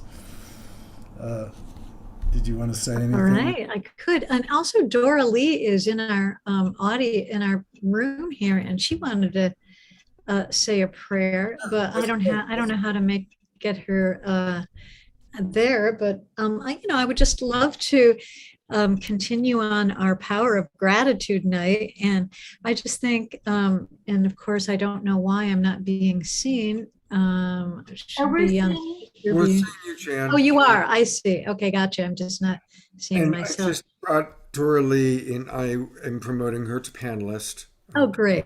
Great. Trying to see. Yeah, because we want to make sure we give everybody a little chance. So yeah, go ahead. Yeah. So oh, thank you. Yes. So the power of gratitude. Wow, what an amazing gift we have that everybody has access to. That's the incredible power of gratitude. And I love that light touch, as we, kind of magnify or kind of amplify with our electromagnetic field all around us, we can circulate these blessings out into the universe. And so tonight's show was so powerful and so beautiful.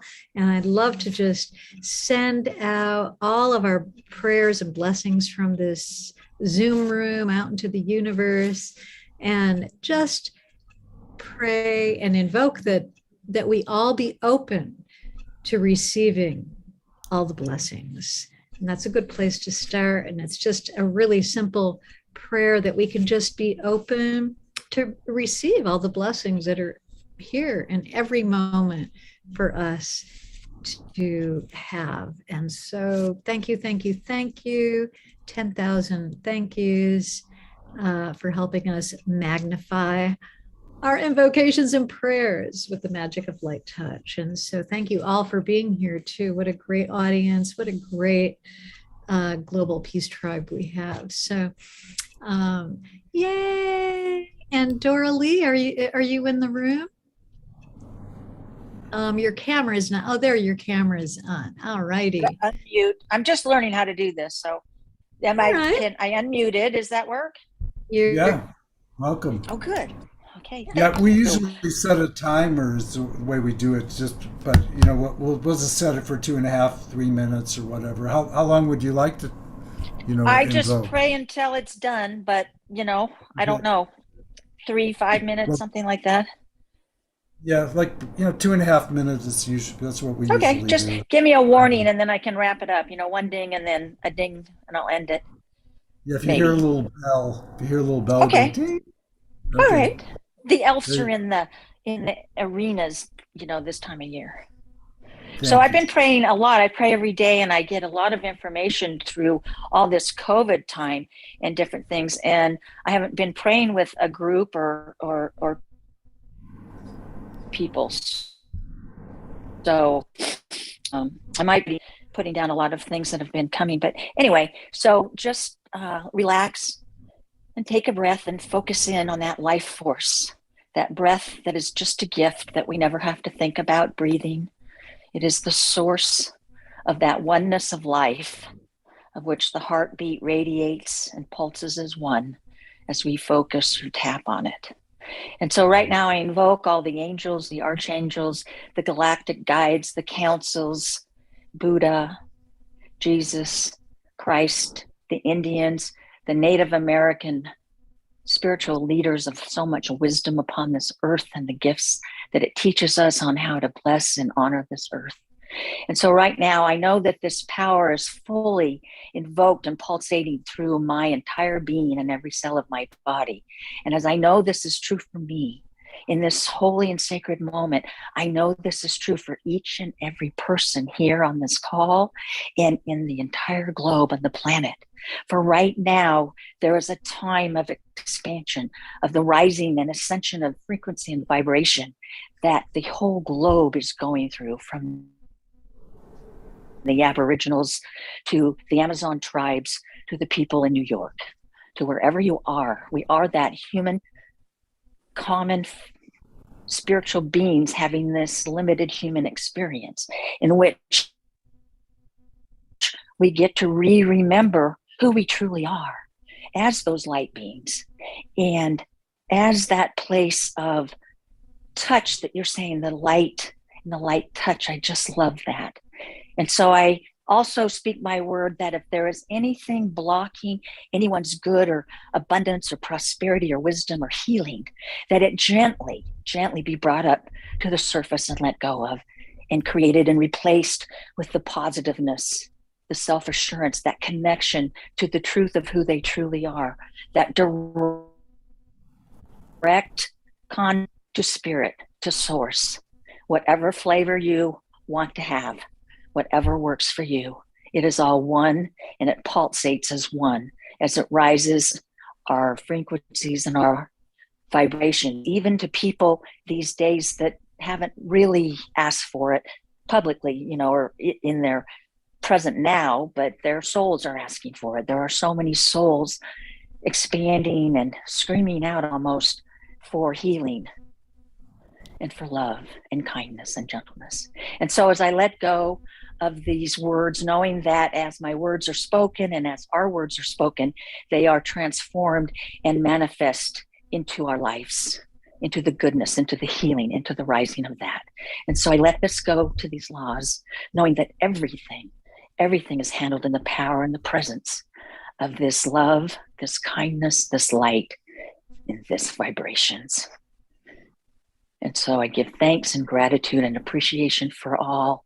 And thank you so much, all of you, for allowing me to be in a present now and share.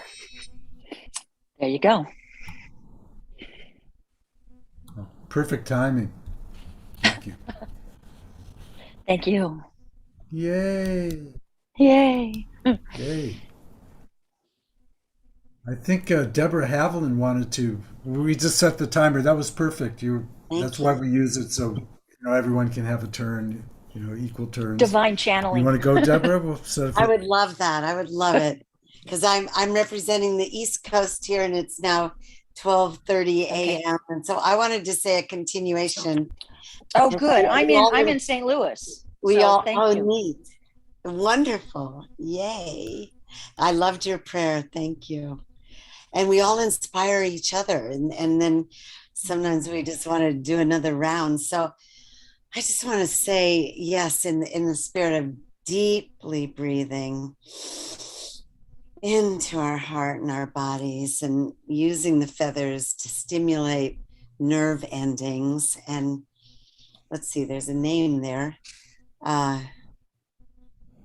So I'm just so grateful for this prayer time and all of us praying together. And I'm calling on Great Spirit, Great Heavenly Father, Mother God, the Spirit of divine love, come in even more deeply into us. And Jay, are you putting me there, or what? I'm not even sure if I'm seeing where you're spotlighted. You're spotlighted. Oh, spotlighted. Oh, okay. I didn't see it. So anyway, in Heavenly Father, Mother God, Great Spirit, divine love, the source of creation, the light that guides us and illuminates our days. Fill us with this divine love and all the sacred qualities, empathy and compassion, patience, cooperation, forgiveness, and the strength, the courage to go forward and keep blossoming and opening up like the lotuses that we are to our divine nature and purpose, so that we can really give our gifts on this planet at this time. And I just say thank you to everyone. God bless you. And may we keep coming together. I invite more people to join our prayer pod. And that I love doing prayer sessions. I'm a prayer practitioner, a light touch prayer practitioner. I love helping people who want to come and work on issues or just open up to more spirit, you know, getting clarification about your path and your purpose, whatever it is, we help you with our prayers. And we're grateful you're here. Thank you. It is amazing how many prayers you can get in 2.5 minutes, ladies and gentlemen. So yes, ding, ding, ding. we also do this thing. It's called the speed round. Maybe we could pull up the gallery here. We could do a little speed round. I could go first. Missy could go second. Fanny could go third. Deborah could go last. First, who is last is first. So I just start out. You can do it at home. Thank you for blessing everyone watching with your very best blessings. Thank you for the light of healing love and the empowering community, nourishing us within and without to live our very, very best.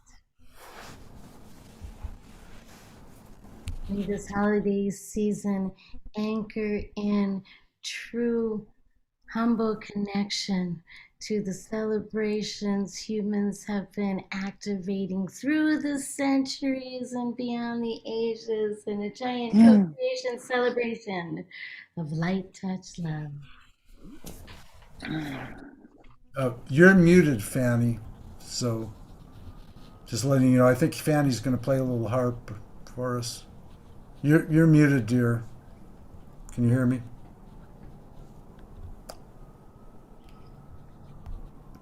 Vagari, she's muted. You're muted!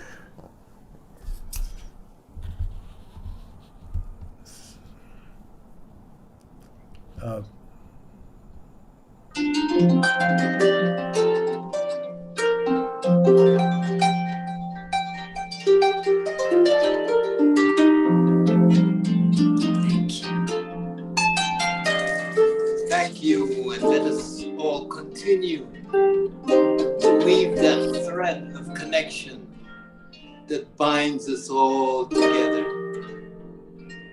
Let us not forget that we are all one.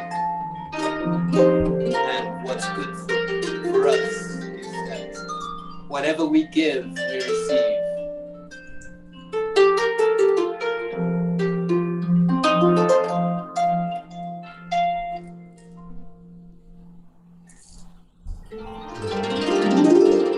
Angels are everywhere. Let's invoke them. Let's bring them on the spaceship of the earth. Let's bring them on. We are safe, we are sound, we are blessed. So it is.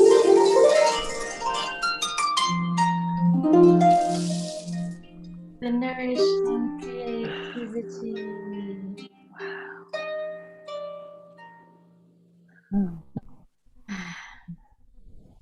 Beautiful. All right.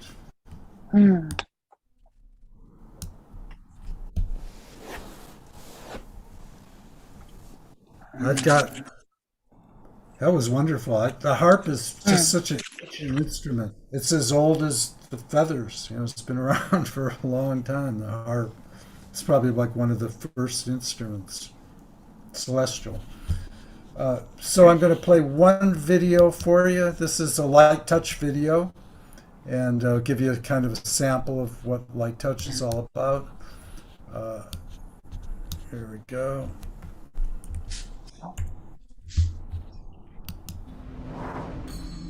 It's for exponential financial blessings.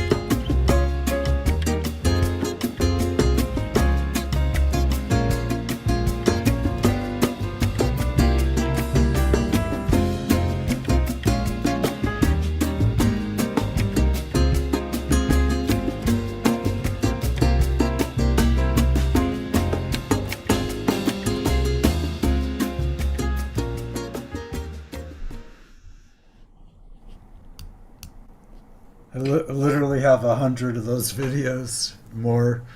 That's what I do. I make videos. And so thank you for all being here. This has been a fun night and a great night. And the Global Peace Tribe, let's grow this because it's important. It's important to have a tribe and to be part of something. Right, Scott? Absolutely. So is this a chance for me to wrap up, Jay? Well, you said that you had something that you wanted to play. Do you still want to do that? Well, yeah, I mean, I think it's getting late and most of our audience has gone to bed. I appreciate those of you that are still with us. Just wanted to remind you of tomorrow. It's going to be a very special Sacred Sunday show.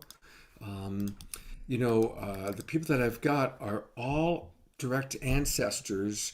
Connie is a direct ancestor from the Mayflower, and Barbara is a direct ancestor from both the Mayflower and the actual Indian tribe that were the first, what we call the first Thanksgiving took place.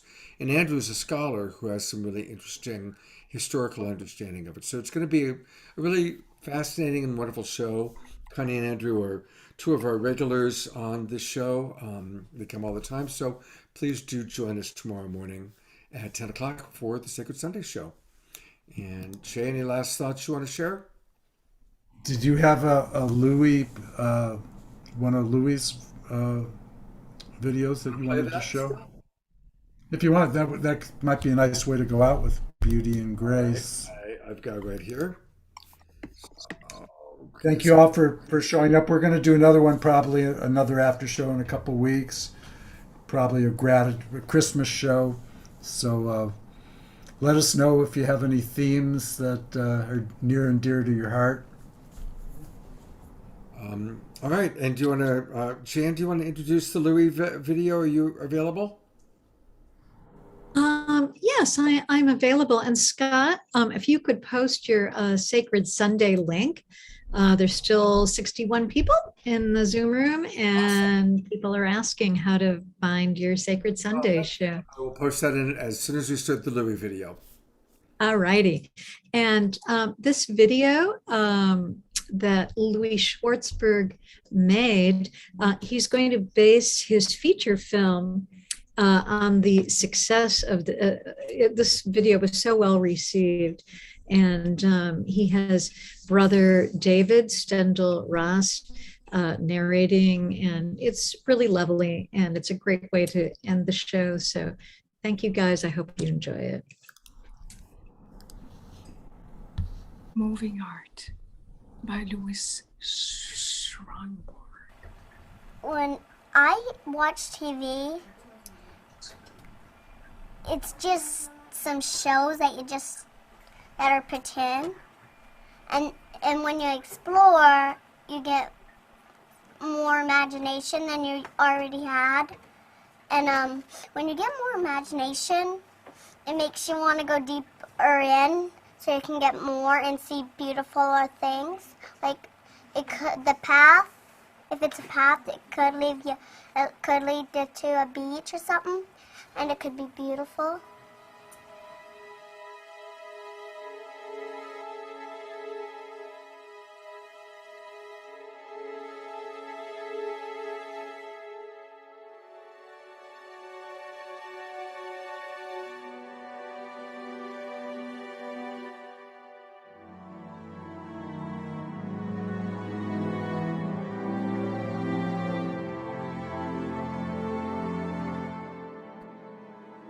You think this is just another day in your life?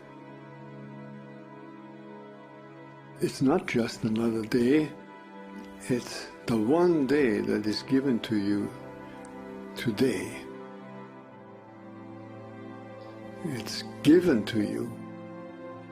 It's a gift. It's the only gift that you have right now, and the only appropriate response is gratefulness.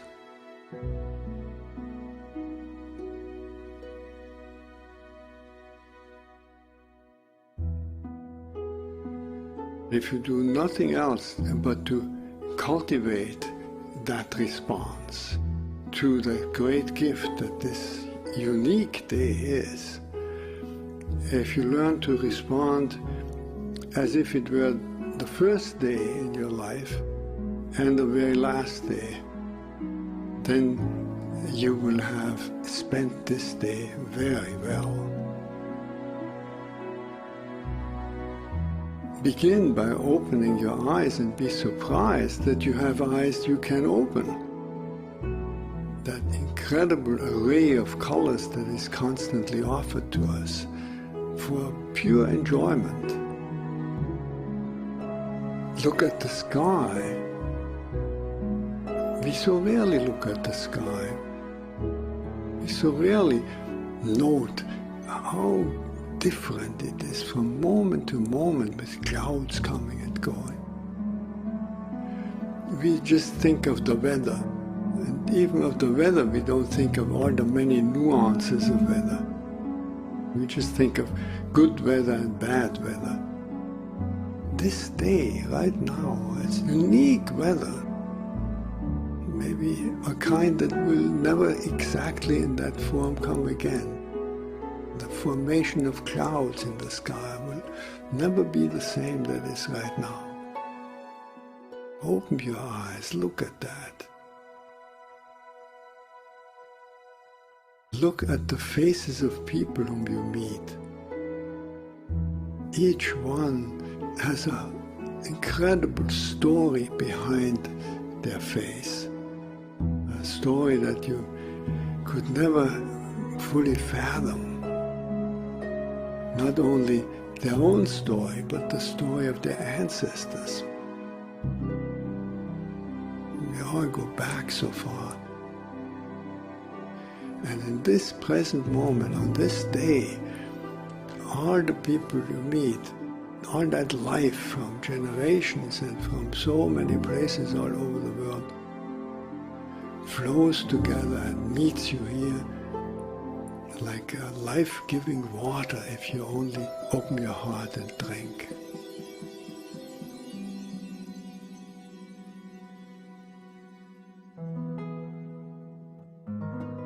Open your heart to the incredible gifts that civilization gives to us. You flip a switch and there is electric light. You turn a faucet and there is warm water and cold water and drinkable water. It's a gift that millions and millions in the world will never experience. So these are just a few of an enormous number of gifts to which we can open your heart. And so I wish you that you will open your heart to all these blessings and let them flow through you. That everyone whom you will meet on this day will be blessed by you. Just by your eyes, by your smile, by your touch, just by your presence. Let the gratefulness overflow into blessing all around you. And then it will really be a good day.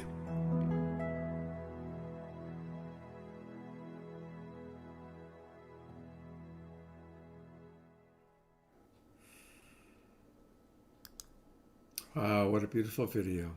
Absolutely beautiful. Well, I want to thank everybody for watching. Hope to see you all on Sacred Sunday tomorrow morning, 10 o'clock, and all of our shows every weekend. I'm going to go to gallery view so we can wave goodbye and say goodbye to everybody who's here. Thank you, Jay, for your after show. Fanny, I love your harp music. Missy, thank you for your magic. Deborah, thank you for your prayer. Blessings, everybody, and let's continue this gratitude wave throughout each and every day. Let's stay truly in a deep space of gratitude with each other at all times. All right, God's